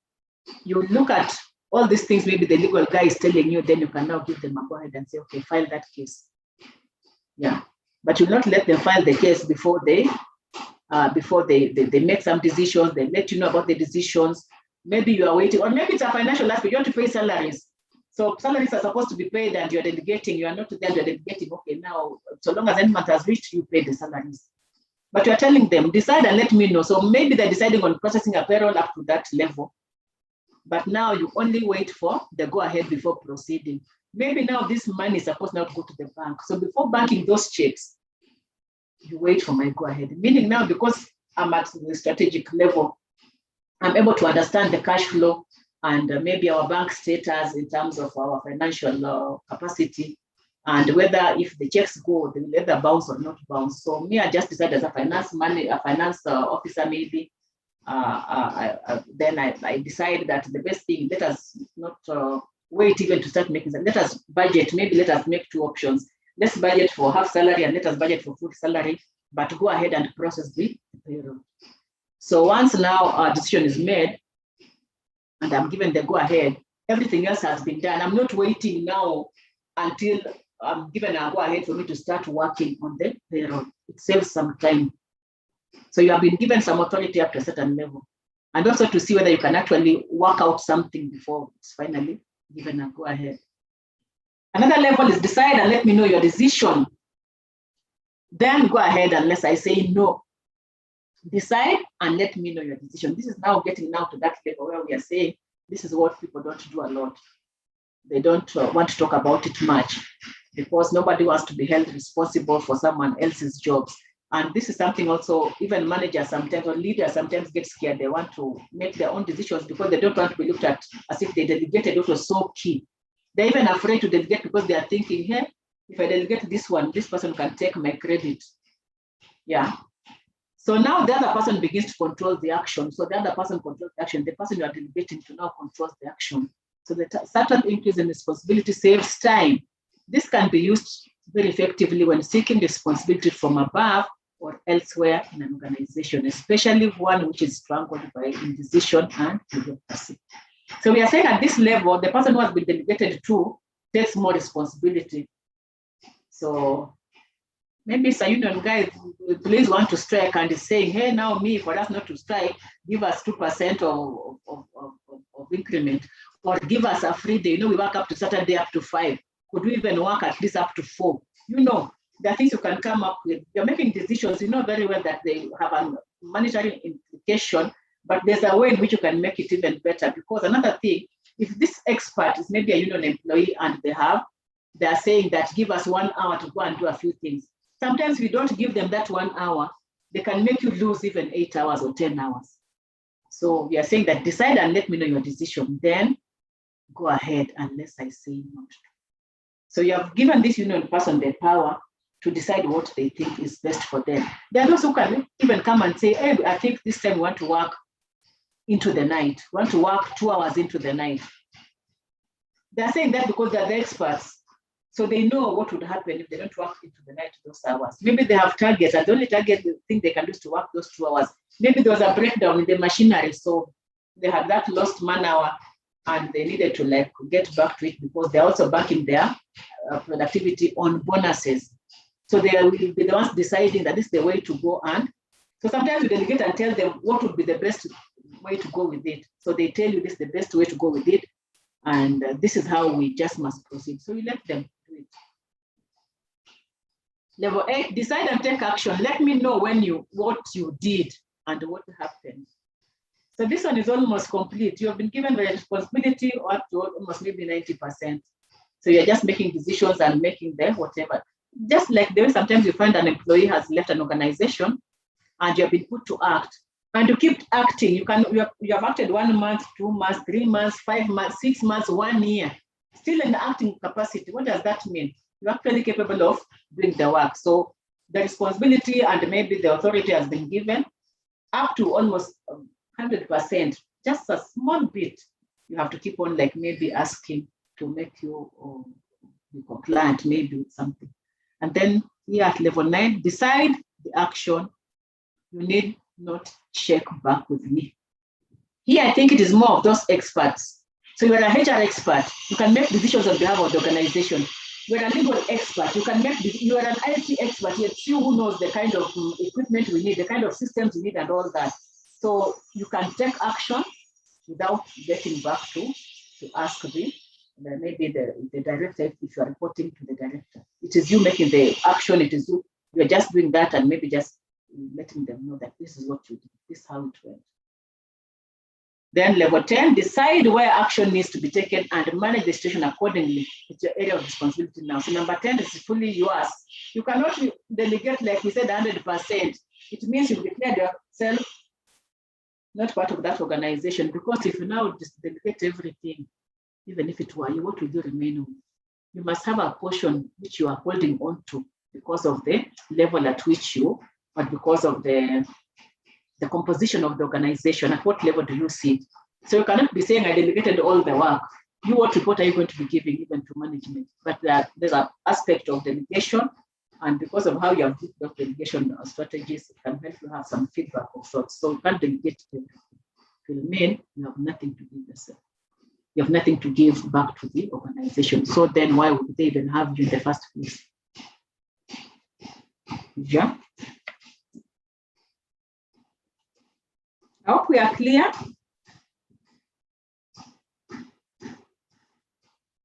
It's a bit tough getting the real examples, but I hope the examples that I've given at least are giving some value to a thought process, so we can think about this delegation differently just to get to understand. When I'm being delegated to a task and I'm not being given a responsibility of sorts, or my boss is telling me that they have delegated to me, but they have taken all the responsibility and everything else, so what is my role then? It can help you also gauge yourself in terms of what can you do and what does your boss do, and at what level do you like kind of get to balance. Or if you are the person who is being delegated to so much, then you are able to know yourself that your growth has now reached this level. You can actually take over that position. Sorry? Okay.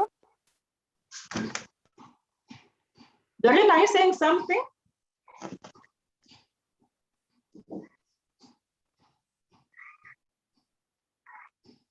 Okay. So deciding levels of delegation. Can someone read for us, please? Volunteer to read for us. Volunteer? Any volunteer?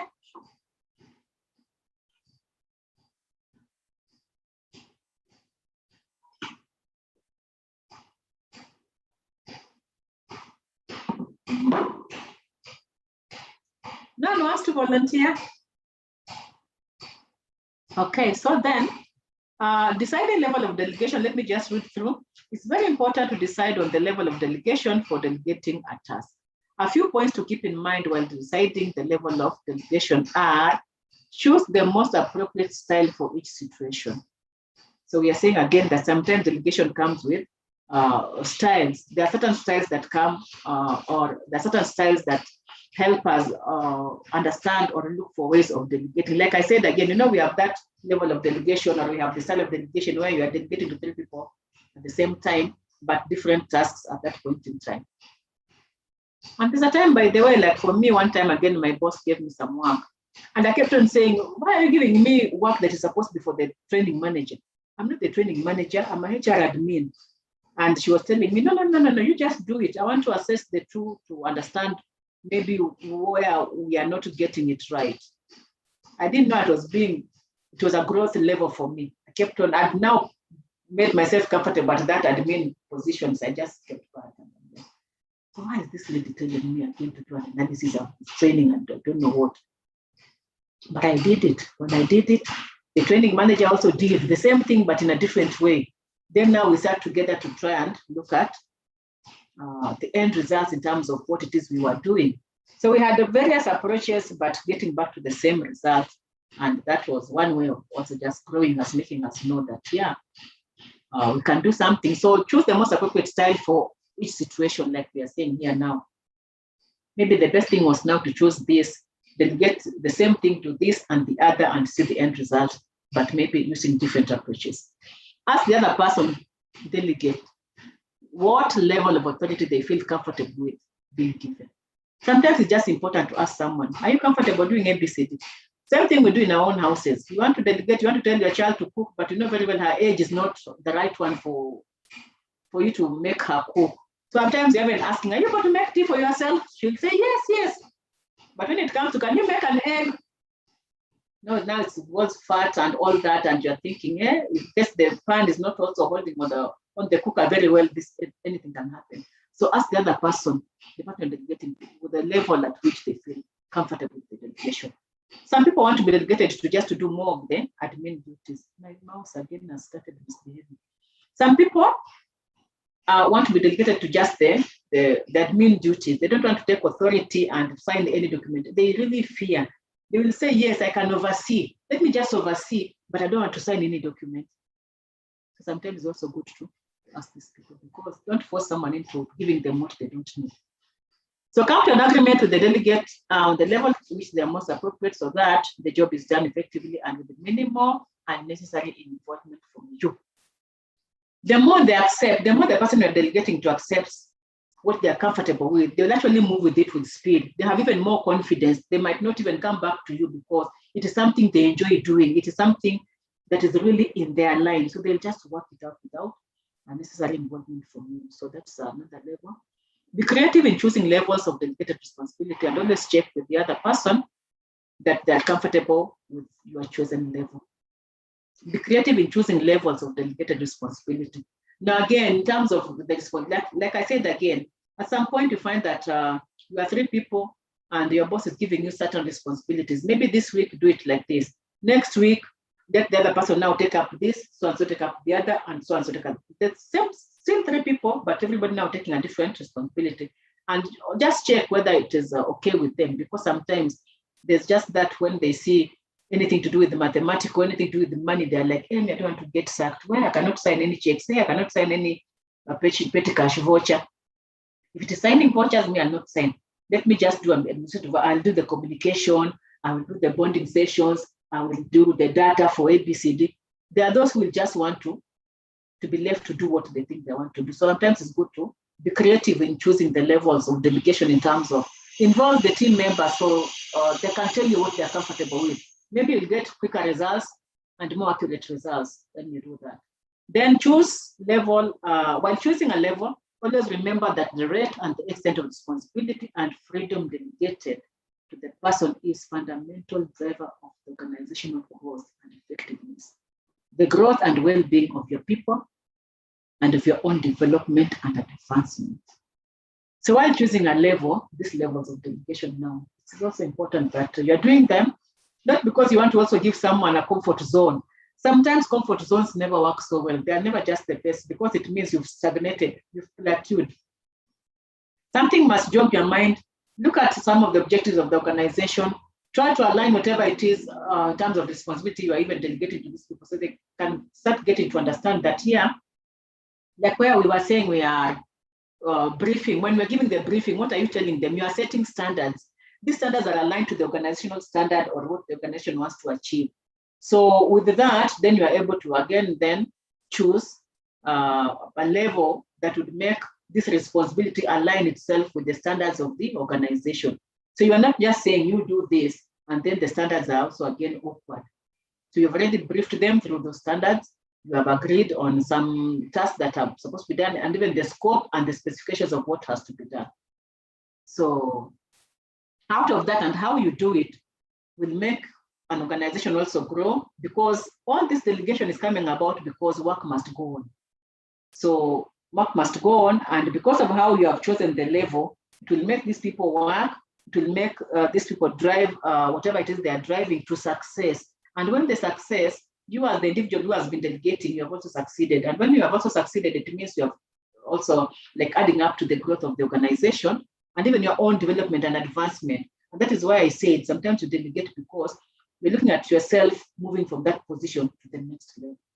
So if you don't do it right here, then you might not move. You'll continue being the manager we talked about. So you might not even develop the leaders.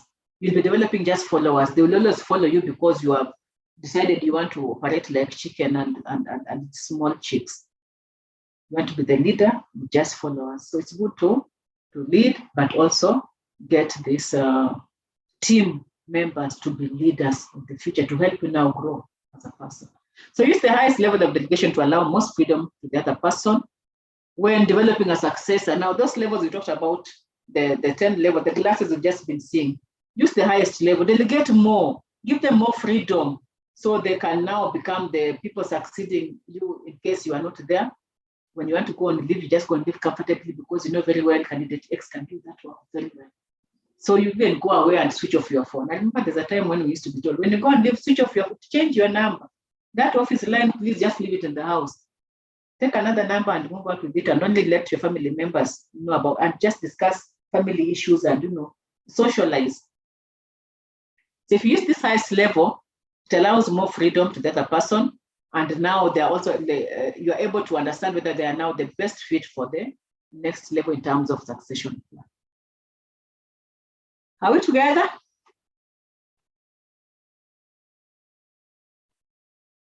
I hope we are together. I hope we are understanding. Now let's look at contracts. Anyone who wants to read now?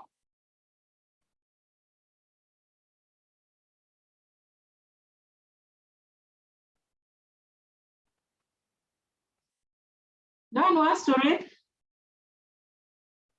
Okay, so then let me read to see what this is talking about. So contracts are also generally referred to as psychological contracts or emotional contracts. These expressions describe the process of agreeing with the other person what they should do and the expectations linked to the responsibility. Contracts are crucial while delegating because people cannot actually be held responsible for something to which they have not agreed. Like I said again that time when we were saying that there must be some sort of agreement, very important. Moreover, the delegate would feel more committed to delivering a responsibility if he's been through the process of agreeing to it. That is true. Once you have agreed on something, it's very easy that you are part of it.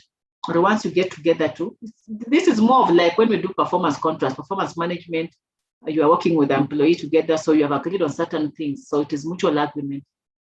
So this implies that he might have some feelings about the expectations attached, such as time scale, resources, budget, even purpose and method. So we are saying once this contract is there, it's important, or it makes the employees now get to understand that, yeah, they walk this journey understanding that there's a time scale to it, there's a resource to it, there's a budget to it, and there's a purpose and even a method, and the end result is supposed to be like this because finally it's supposed to be adding to the organizational objective. So in the contracting process, it's essential that you must give the other person the opportunity to discuss questions and suggest issues concerning expectations attached to a delegated task. Like again, more of performance management. The process of understanding or agreeing, it's good that you get more discussion to it so the person being delegated to is able to understand exactly what they're supposed to be doing or what they need to do or the outcome that they need to bring about. So hence, while delegating a task, a specific discussion must take place to establish proper agreement or contract between you and the other person. Just that, mutual agreement, because you cannot say you've delegated, you have not supported, people are now left hanging like headless chicken. They don't know where to start from or where to go or how to do certain tasks. And sometimes some of us delegate, but we give, like I said again, you are giving someone just like a small creature. So the bulk of what they need to understand or to use to bring out the outcome, you have not given them. So you want them to struggle. You make it so painful for them, which is not good. It's important that by the time you're delegating, make it very enjoyable for the person you're delegating to, so they enjoy that. And by the time they're succeeding, by that will mean you did a good job you yourself once delegated.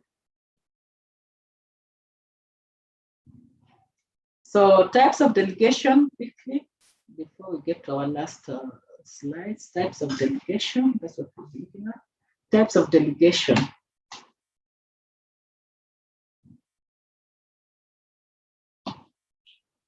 So general delegation, this one we know. In general delegation, the subordinate is granted authority to perform all functions in his department or division. However, the subordinate exercises this authority under the overall guidance of the control of the supervisor. This is that general one, just to, being granted authority to perform your function, maybe as per your JD. So just do the works that you normally do because that is what you are employed to do. Nothing else beyond that. So then we have specific delegation. A person is given authority regarding specific functions or function. Specific delegation is very common in business. For example, the power that is delegated to the production manager falls under his category. So specific, like you are a HR expert. So HR expert, the delegation is more from a HR point of view. Maybe facilities manager, more of facilities. Health and safety, more of the health and safety issues. Security manager, more of issues surrounding security. That is now what we call specific delegation. Yeah. Then we have the formal delegation. When authority is delegated as per organization structure, it is called formal delegation. So this one is more of following the hierarchy of the organization. So from top, bottom, bottom, top. But of course, it's formal is more top, bottom. So that is how delegation goes down. So you cannot be delegated to someone who is maybe your third down line. You must just delegate to the next down line before you get even to the second and third down line, something like that. So when a task is assigned to a person, required authority is also given to them. This type of delegation is part of a normal functioning of the organization. Such delegation is effective because it leaves no option to the subordinate, but they also obey the commands of the superior. So just like I'm saying, delegate to your next immediate downline. So now there's also that respect that is drawn between you and whatever, because if you also delegate to the third downline and yet the next downline is there, it will create some kind of animosity. It will create some kind of conflict. It will bring in a lot of hostility. The support might not even be there because people are thinking, why is it that you have even taken a more junior person to now do a task that would have been done by your immediate subordinate? Informal delegation takes place when an individual or group agrees to work under the direction of an informal leader. So informal delegation is a product of circumstances and not a routine affair. This is like now when we have this, funerals. So now we have funerals and we are saying, so now let's choose a chair. Okay, chair, or maybe we have a wedding. Let me not choose a funeral. Maybe we have a wedding. And we are saying, okay, so let us use.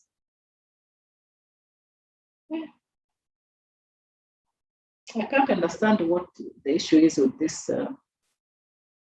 It's not even the mouse, because I'm not even touching my mouse, but it's just, or maybe the mouse is loose somewhere. So we are saying informal delegation, maybe something like that, a funeral, or maybe a chama, or where we just now, from now I just say, or maybe you have gone somewhere and you have found someone is in need and you are saying, I think we need to changa something to even live here. Maybe you're going visiting, even in hospital, we need to changa something. Then an informal delegation, you just decide, so and so, why don't you take up this? You take the monies, then have it in all one, whatever, then there's a WhatsApp group, then put the monies there, then send to the person whom we want to give this. So the need for informal delegation arises due to procedural delays, maybe red tape. Sometimes, yeah, there could be delays. If it's in an organization, there could be some sort of delays to do something that were making, the delays would be now also causing another issue. So there are those which look like ad hoc, yeah. Let's assume like today now, maybe we have an employee within us who maybe has suffered COVID or is having an attack. What happens? Maybe the people who would have been supporting her are not there. They're like now today, Saturday, me, I'm at work, but not everybody else is at work. We are here about 3 or 4 others, like the guy was just making noise out here. So maybe he makes that noise and something happens to him. What happens? I'm not the health and safety manager, but if something happens to him, I'm the one now to quickly go and check now what happens. It's more of an informal delegation. Or maybe the guy who's the supervisor who is working with him will actually come to me and will be telling me, hey, ABCD has happened and the health and safety manager is not here. So what do you do? So now it's an informal delegation. I'll just take it up and I'll decide, let us do this. So you do this, you call the ambulance, you will do this and go with him for medical. You know, it's really an informal, but it works out because we are now avoiding a lot of the bureaucracy, because the bureaucracy would be causing more havoc. If it is an accident, we want to save time and we want to reduce that procedural delays. Written delegation. Sorry. Written are made by written orders and instructions. So what we are saying here, written delegation, most of the time you find that like when you want to be away and you have asked for permission, you will be away. So you are saying, you are now writing to other staff, I'm going to be away the following week and in my absence, so and so will be taking charge. So that is just written, just in its sense, the way it is, written delegation, yeah. So the writing may be something to even school and you're talking about something to do with the permission for, so you are delegating a responsibility. Maybe you have said that so and so will represent me because I'm away. I cannot attend maybe school something. So you're delegating someone else to go and do it. So you write a note to help them get support whatever they're doing. Oral delegation and written, given by verbal instruction. Sometimes we get this a lot. We are just assigning an employee, telling them tomorrow come to work and do ABCD, and they're not so sure, but because maybe you are the person placed in authority, they'll just come to work. Yeah, there's no written order given in this type of delegation. Such delegation is based on custom and conventions. Now custom, maybe we're just used to doing something the same way. So we just say, okay, so tomorrow we are meeting, so tomorrow do ABCD. So tomorrow, you know, when you come, or in the afternoon, let's do ABCD. We are just kind of doing an oral communication, actually just like a mutual communication with some mutual agreement, but it's oral. It is not written anywhere. Downward delegation, the most common type of delegation, like we said again, it's more of now the hierarchy of, in terms of the structures of the organization. So from up to down. So the most common type, downward delegation occurs when superior assigns duties and grants authority to his immediate subordinate. Very close to what we saw before, in terms of maybe the formal. And then sideward delegation. It takes place when a subordinate assigns some of his duties and authority to another subordinate. So the subordinate takes some of his duties and assigns to another subordinate. That is what we call sideward.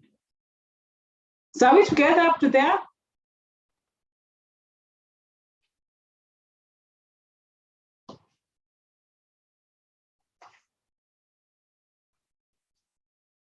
I hope we are getting something. Yes, we are getting. Thank you very much. So now let's look at the list of delegating skills. Listing the delegating skills. Delegating skills. What are we saying here? We are saying that there are few key skills that a person who is delegating should inculcate to himself to ensure effective delegation. Now, what are these skills? Thank you, Priscilla. Yeah, thank you. At least I can see we are together. So some of these delegating skills is having delegated stand back, having a delegated stand back. What is this stand back? This comes a lot when we are doing like things to do with projects, yeah? Projects, clarity, it's actually like clarifying what really needs to be done. So when you are delegating, have a skill of, my mouse again is behaving. Ensure you are trying kind of being clear in terms of what must be done. Maybe get out the task or define the task that must be accomplished. And this would come up maybe when it's more of a project. So it's a project that has to be completed, and some tasks just must be part of that project completion. So it's important that we get to delegating and giving even the tasks up to including clarifying, defining even up to the scope of what should be done. Establish review dates. That is more of tracking. You know, anytime you delegate, ensure that you are establishing review dates. It's good to track anything you are doing, because if you don't track, how do you delegate and not track? It will make you now really get to understand how well it worked or what did not work, and whether the timelines were met. And you could also be comparing with what you, if it were you, how long would it have taken you to do that? So this review days help to also monitor the progress that has the ongoing progress. So it's good to review, establish review dates, because again, you cannot delegate and leave something so open for so long. You might have delegated, but now the wrong thing is being done. Yeah, maybe because the person you delegated to is lacking some sort of skill or expertise, but they're not coming to you. They have decided just to sit back. So you delegate, but also follow up in terms of establishing review dates. So at least now you have, or whoever it is you're working with, you're delegating to, is able to understand that they have timelines they have to meet. They have to work within certain parameters to get to that, and they have something to also report during this review day. Decide the degree of guidance needed by the delegate. Sometimes you have to decide the degree of guidance. What is it you really want to guide on? You don't want to micromanage, because people also hate being micromanaged. You cannot be saying that all the time you are there just trying to model. So how far have you gone? So afternoon, what are you doing? So you've said you've done ABCD. So now afternoon, start with this. It's like you're now distorting even this person. The best would be, let the person come to you to tell you how far they have gone, other than you now trying to push them, because again, it can compromise on the quality of what it is they were supposed to do, or the activity they're supposed to do. Some of us delegate. Then when we are away, we even call to find out, so today, did you finish? Because according to the timelines, you were supposed to, you start calling. It's even better for this person to call you to tell you, today, this is where I've reached, but I hit a snag at this level. When you find time, please call. It's better that way. But if it is you now trying to call and follow up, you make the person you have delegated to really uneasy, feel like maybe they were supposed to have surpassed that, yet they have timelines. They don't know that now, even how to prioritize what, they get more confused. Think exactly in terms of expectations, very important, and then plan in advance. Planning actually helps to avoid disconnects in terms of what is being communicated or what is being delegated. Just that. Maybe someone has something else to add to it.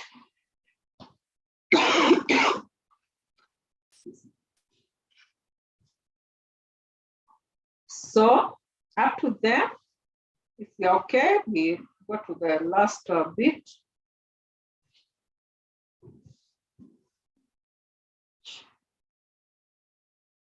The last bit. So we are saying we can also look at some of the barriers. Barriers to delegation. This one we can discuss, surely. Let me hear your voices, guys, please. Let me hear your voices, so at least I also get some satisfaction in terms of what I'm delivering. You know, it's also not good for me to talk. I'm giving you only what I know. Maybe there's that which I don't know, I need to get from you. So now I want us to discuss so we get to understanding that, there's also this other aspect. Sometimes what we give here is not all that is there. The other things we've left out, which would have been key to involve here, and there are things which other people would have thought that, why was this left out? Maybe this would have been part of what was being presented. So it is good you are free to discuss and get to bring it on board so we can discuss it. So we can discuss it. So Barriers to delegate. What are some of the barriers to delegation? What are some of the barriers we get to in terms of delegating? So apart from what we shall look at, let me hear people say something. What are some of the, but this is now easy. What are some of the barriers to delegating? So now you're an employee for an organization.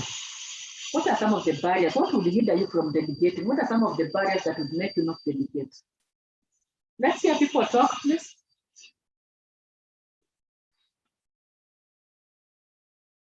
Let's discuss this one. This one, I'm not going to say anything. We have to discuss all of us and finish.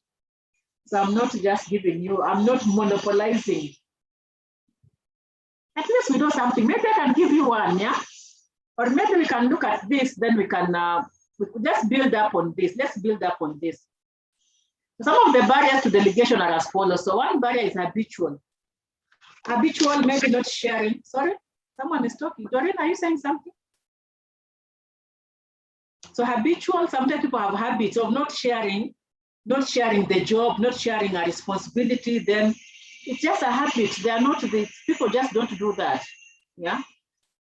Fear that the person I delegate to perform. Yes, very good, Priscilla. Yeah, people sometimes fear, it is seen a lot because like where I used to work at some point, people used to even get scared to go on leave because by the time you're going on leave, you're actually delegating your task to someone else. So people would say, no, there's too much work, I want to go on leave. Early as you decide that there's too much work, you cannot go on leave. Yet nobody has stopped you from going on leave. So fear of someone overtaking or overdoing what you normally do. And sometimes I discovered that sometimes employees just want to be in a comfort zone. So they don't want to make themselves like set targets that are a little higher. They just want to be in the comfort zone. So should anyone come and do what you are doing at that point in time, that is when they will discover that, hey, this guy is just feeling nice here. Their work is just limited to this, the scope is just this, and they have no stress in terms of what they do. So people fear again. You will come and realize that there's very little they do in that docket, or you will come, you will overdo, so you'll be looked at as a better person to even be in that position than themselves. Yeah. Let's say something about this, I'm the best. What would be happening here? What would be happening here where someone says they are the best as a barrier to delegation?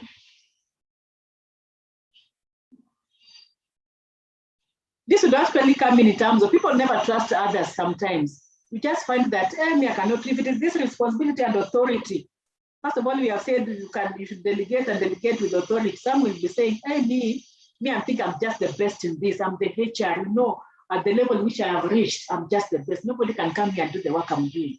I'm just. So again, you'll be wanting, now you are just the best, yes. You might not be wanting to delegate everything, but why would you say you are the best? Maybe someone else will come and say they're the best at employee relations. They are good HR professionals, but they are good at employee relations. So it's not good to just say you are the best. Give a chance to other people to also say something. Someone is saying something here. How about complexity of the roles being delegated? Complexity of the roles. Udali, you are talking about complexity of the roles under I'm the best, isn't it? Yeah, you could be the expert. You could be the expert. So because you're the expert in that area and the complexity of that role is something that cannot be delegated, so you term yourself, you are the best.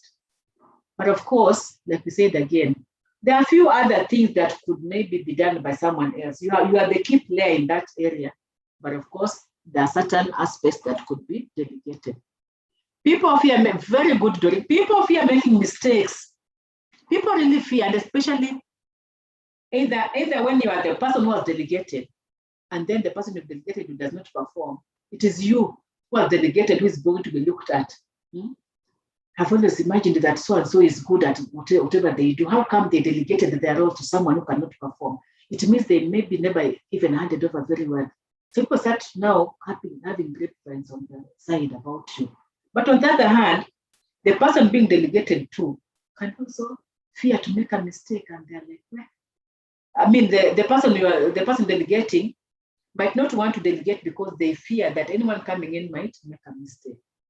Or referring to the complexity in terms of knowledge of work and unwillingness of subordinate. So now we have brought it in two ways. Udali, you're saying that referring to complexity in terms of knowledge of work and unwillingness of subordinates. Yeah. So the subordinate might not be having the skills to actually carry out that task. And then the complexity of that task could be something that they cannot even synchronize with to make them even perform. So they will actually do what? They will be unwilling to take up a responsibility that they've been given to do. That is really nice. That is nice. Thank you, Dali. Thank you, Doreen. People fear making mistakes, like Doreen is saying. So sometimes you feel like, okay, either you is being delegated to fears taking up because you might make a mistake. The person also who is delegating can also fear to delegate because they are thinking, me here, I don't want to make a mistake. I will delegate, then so and so does ABCD, which is going again to hit back on my department. So let me know next time. So it is something that employees would be looking at in terms of a barrier to that delegation. Then there's something called less control, insecurity. Insecurity again comes in from what these people, Doreen has talked about, what Udali has talked about. People are just insecure. Someone coming and taking over your job. In fact, that is what Priscilla said somewhere. Someone can come and take over your job. And by the way, sometimes you find that in some organizations, people work, and when you find that someone is now overdoing what you have been doing, already you become insecure. You either start bad-mouthing them, you start looking for a way to make them or to demeanor them, you start looking for a way to make them get maybe some negative brand of sorts. So there's that insecurity, or you start avoiding even giving them work again. And sometimes you can overdo such that you'll never be given a chance you'll never be delegated to again because you went there and you were outshining. So the boss will be getting that feedback we said. So from that feedback, the boss will be thinking, yeah, if Jocelyn can be the one now performing much more better than whatever the best thing not to give her, delegate any task again to her because it might backfire on me. So that is something that will be considered as a barrier. Insecurity stem from fear of loss of power.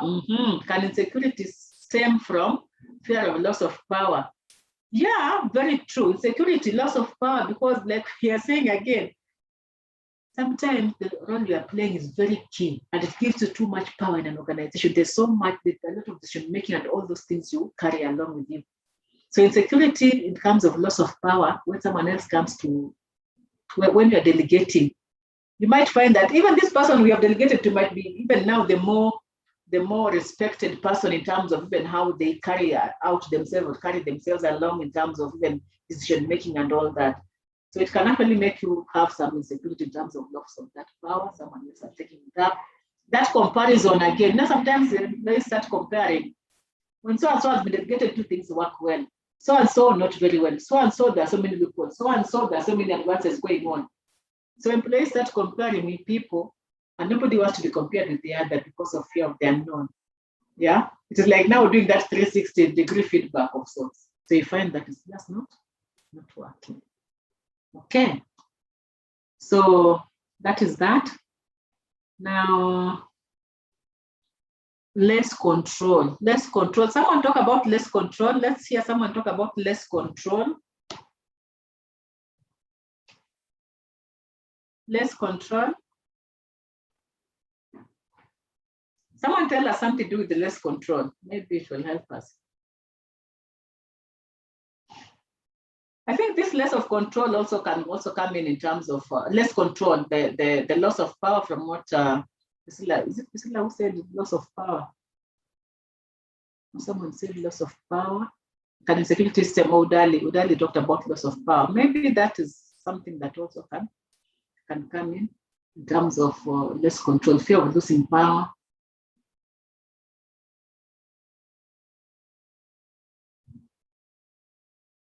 Or it makes you have less control. Sometimes, like we are saying again, you are delegating power and then this other person now goes overboard and tries to make it even more. And they take over some power. So sometimes you find that you have less control over what they are doing. They've already done it. They've already gone out of their way. They've already made decisions. They've already announced ABCD. So you only got caught up in it and you're like, meh, I wish I didn't even delegate this. But of course, it might be less control because maybe you have not even delegated and given a scope. Sometimes it is the people delegating that now mess up because, like we said again, it's important that give the scope, set the scene, coach them, set some standards of sorts, give them a scope of what they're supposed to do, and then, yeah, something like that. So again, less control. I may feel, this is Priscilla again, she's saying less control. I feel maybe employee will want to deal with the person you delegated. Hey, an employee will want to deal with the person you delegated to. And it happens. It happens. At some point, you'll find that people now are not getting to you because maybe you have been very harsh to them. So they can only delegate to the people you delegated to, because these people are the people who resonate well with you. They are good in communication. They maybe empathize with some of the things they do. Just like I said, when people are now getting to like get the freedom of maybe drawing money, petty cash vouchers, doing this, doing that, you find that maybe people will be thinking, so and so is the better person to deal with than the other person. And employees will talk amongst themselves, and then you just find that traffic, which has been maybe at 90% in your office, has now reduced drastically to just maybe 10%. So you ask yourself questions: what is it? What went wrong? What did not go wrong? And that is why that feedback again would be good for us to look at. Feedback. Anytime you're delegating, feedback is very important. And this feedback should not just come from the person you've delegated to, the rest of the department, the rest of the organization. You can even do a small talk just with the people who matter, the people you think people can give you genuine feedback or genuine compliments in terms of what you did or what the other person did. Keep busy. Keep busy. Someone talked to us about keep busy. What would be? As in, I think it's just important to delegate, not just delegating because you want to keep yourself busy or to keep the person busy. I don't know, I'm looking at it that way. Can someone tell us something they're thinking at this level?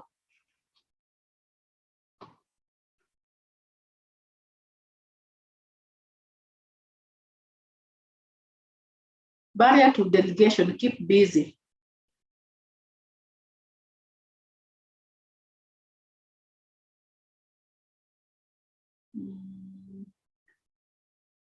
Okay, some people, I think I want to look at it differently or like this way.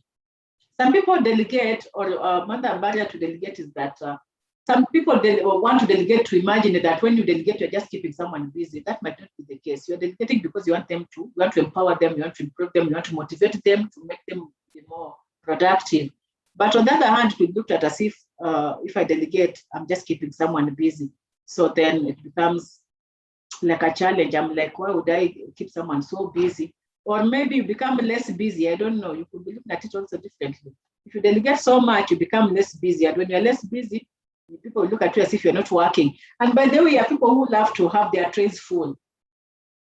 So when someone comes, they're like, hey, and your tray is so full, then you'll be saying, yeah, but a lot of work to do. I'm just struggling. In fact, I have so much to do. But on the other hand, maybe this so much to do is something you have just delegated. But you don't want to delegate because you want to keep yourself busy for people to think you are too busy. But in essence, it might not be the strategic issues that are eating the organization. Maybe they're just the certain things which you would have delegated. Company policies could also be a barrier to delegation. Sometimes maybe the policy says you can only delegate up to this level. So it can become a barrier. Or you can only delegate a certain task, or you cannot delegate. Some companies also say don't delegate. Yeah, just do your work. So company policies that are in place can also work against or be a barrier to delegation.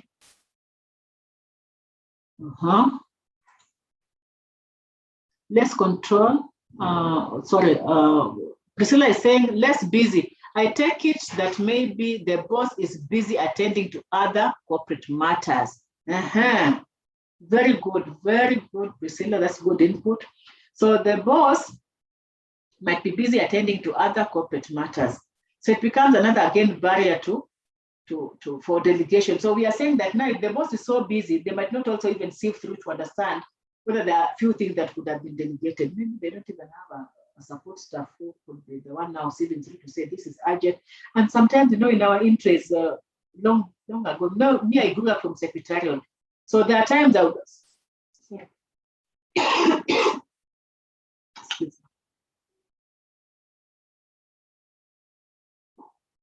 so there are times I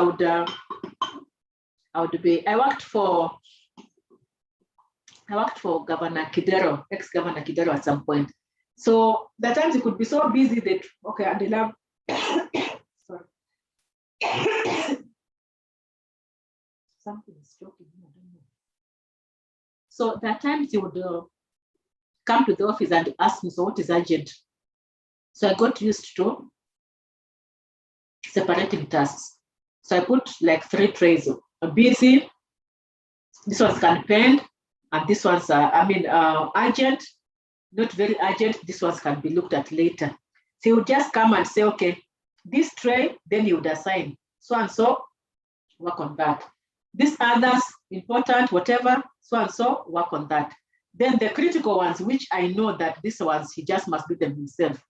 And he now takes them and starts looking at them quickly. In a short while, everything is out of his tray. He's a person who never used to leave his tray with anything. Anytime the tray is like full, he has been away. When he comes, he clears everything. By the time, in fact, he clears it within the first day of his back to work. So I really enjoyed that. And we are saying that, sometimes us as personal assistants would be the ones trying to help this employer or this superior know how to delegate. Sometimes if you also don't guide them, they might never know how to delegate because they are thinking they just must be there. They must append a signature on everything. But of course, there's that one appending signature, but there's this other one where you can help them now delegate. Just saying, this is just routine. This one said it here. This one let's send to so and so. This one let's give to maybe the communications officer to work on them. But these ones are checks, and these checks are of this amount. It's only you who can sign. So you see, sometimes we can be part of that. Partial delegation also happens. And like we said, look, when we're looking at the levels of delegation, so it can also be a barrier to delegation because sometimes you find that if it is partial, maybe some decisions are not made fully. The delegation was partial, so decisions have been made only at a certain level. They are waiting for the next level for them to maybe like progress or take place. Lack of interest of the subordinate. Subordinates sometimes lack interest, or they're just not interested. It can't me. I don't even, I don't envy. Sometimes we tell our boss, I don't envy you. It's normally hot at the top that we say that. Normally hot at the top there. So sometimes you feel like, I don't envy. Let me just remain at my level and just deal with what I'm able to deal with.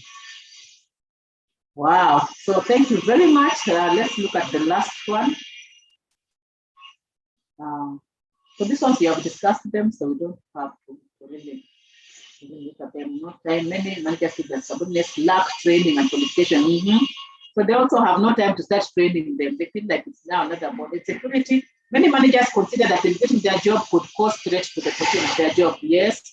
Less control. Managers feel that delegating their jobs to others lessens control over the task and it could be a challenge to track progress. Another barrier is keep busy. Managers avoid delegating the task and love to keep themselves engrossed busy in the routine work. What we just say, company policy. Although many organizations may support delegation in theory, the company policies and procedures make the entire delegation process cumbersome and difficult to achieve. Partial delegation. Many managers feel that they would lose control and hence delegate only parts of the job, in which turn reduces efficiency and hampers time.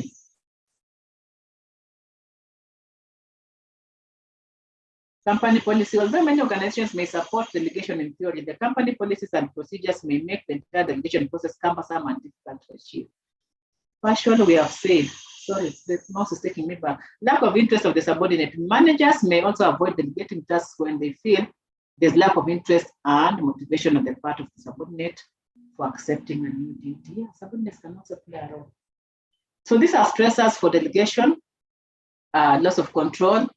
If you train your subordinates to apply the same criteria you would yourself, then they will be exercising your control on your behalf. Are you seeing that? Very interesting. Waste of time. There's too much time spent on explaining tasks. The amount of time spent upfront is great. However, continued use of delegation may free you up to complete more or complex tasks and gain you some time for yourself. So there's that aspect, but at least in the end, it helps. Compromising your own value. By delegating the task, the quality and output of the tasks are not controlled by you, but the responsibility of the task still lies on you. Compromising your own value. These are now the delegation stressors. Sometimes these things stress people and they don't know what to do or how to go about them, so they maintain themselves and still have their workload there waiting for them. So let's look at this case study. Dave Smith is a project manager and is very busy almost every day. He does not find time for developing and nurturing his employees as he is busy in his daily activities. What should Dave do to manage time to be able to develop his team? What kind of tasks should he focus on himself? Can we answer this, then we close our session, please? What should Dave do to manage time to be able to develop his team? What should he do? Are we there? Could we say something? We can chat, we can still chat. What can he do? He's very busy every day. He does not find time for developing and nurturing his employees as he's busy in his daily activities. What should Dave do to manage time to be able to develop his team? What kind of tasks should he focus on himself? What we've just been learning. Can someone chat here? We see whether we're learning has taken place, a bit of it. Let's chat something so we can.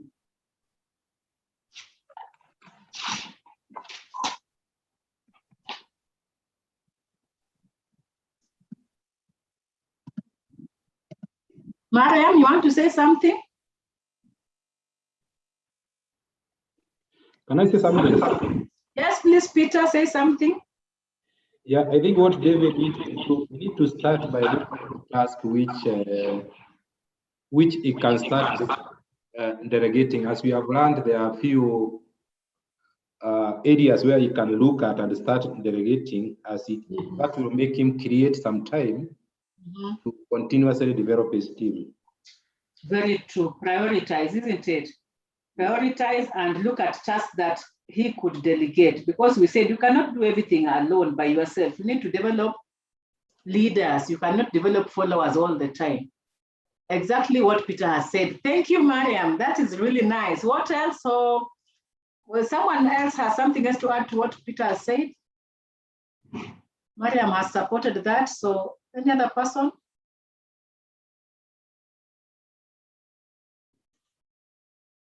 Delegate, maybe create time. Maybe create time. Maybe he should create time. Yeah. And this creating time should be part of now. If he actually delegates, he will have created time for his other duties. He should select a team and appoint a team manager. He should call for an hour's meeting every week. Yeah. Maybe through this, he will be delegating a few roles here and there. So in those meetings, people just bring feedback. Very good. And what kind of tasks should he focus on himself? But now the task, what can he focus on himself now? Now let's assume he has delegated. Which ones can he focus on?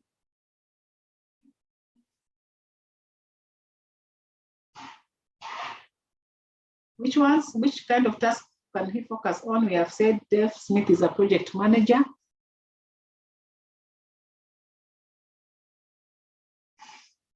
Any contribution?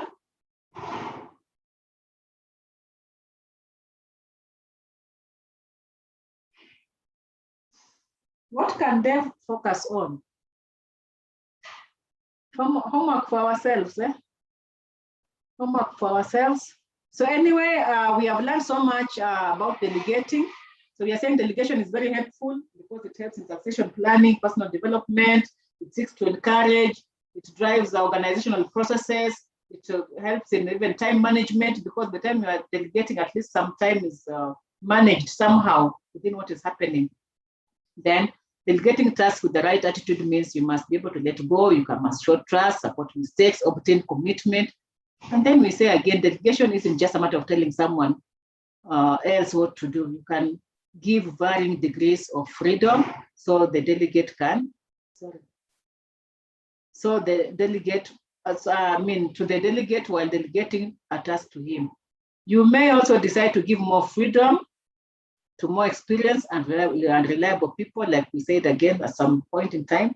And then also, if a task is more critical, then you may be more cautious while extending a lot of freedom. Yeah. So we have to choose what to delegate, what not to delegate. We have to understand the levels of delegation. We have to understand the delegation in terms of responsibility and the authority.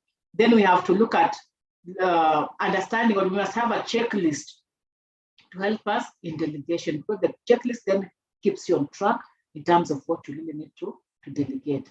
Then, of course, communication is very key. You cannot be delegating when you never communicate. Good communication skills will also let you be able to delegate well. Maybe focus on strategic areas in the organization. Very good, Doreen.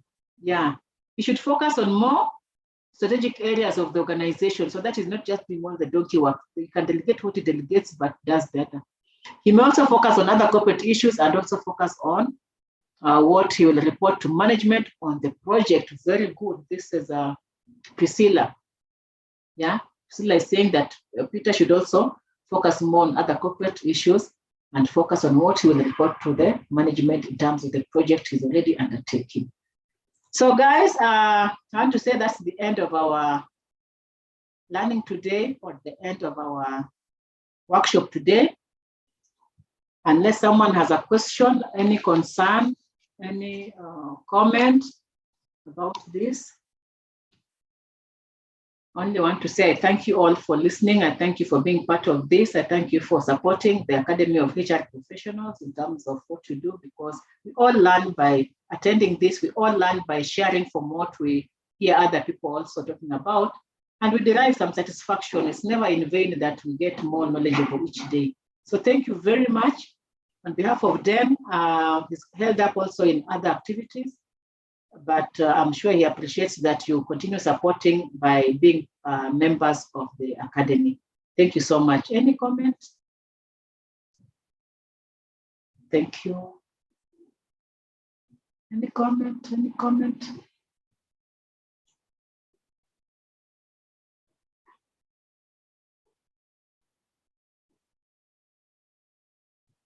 Thank you, Priscilla. I'm reading chats here. Thank you. Wow, Doreen, thank you. Udali, thank you.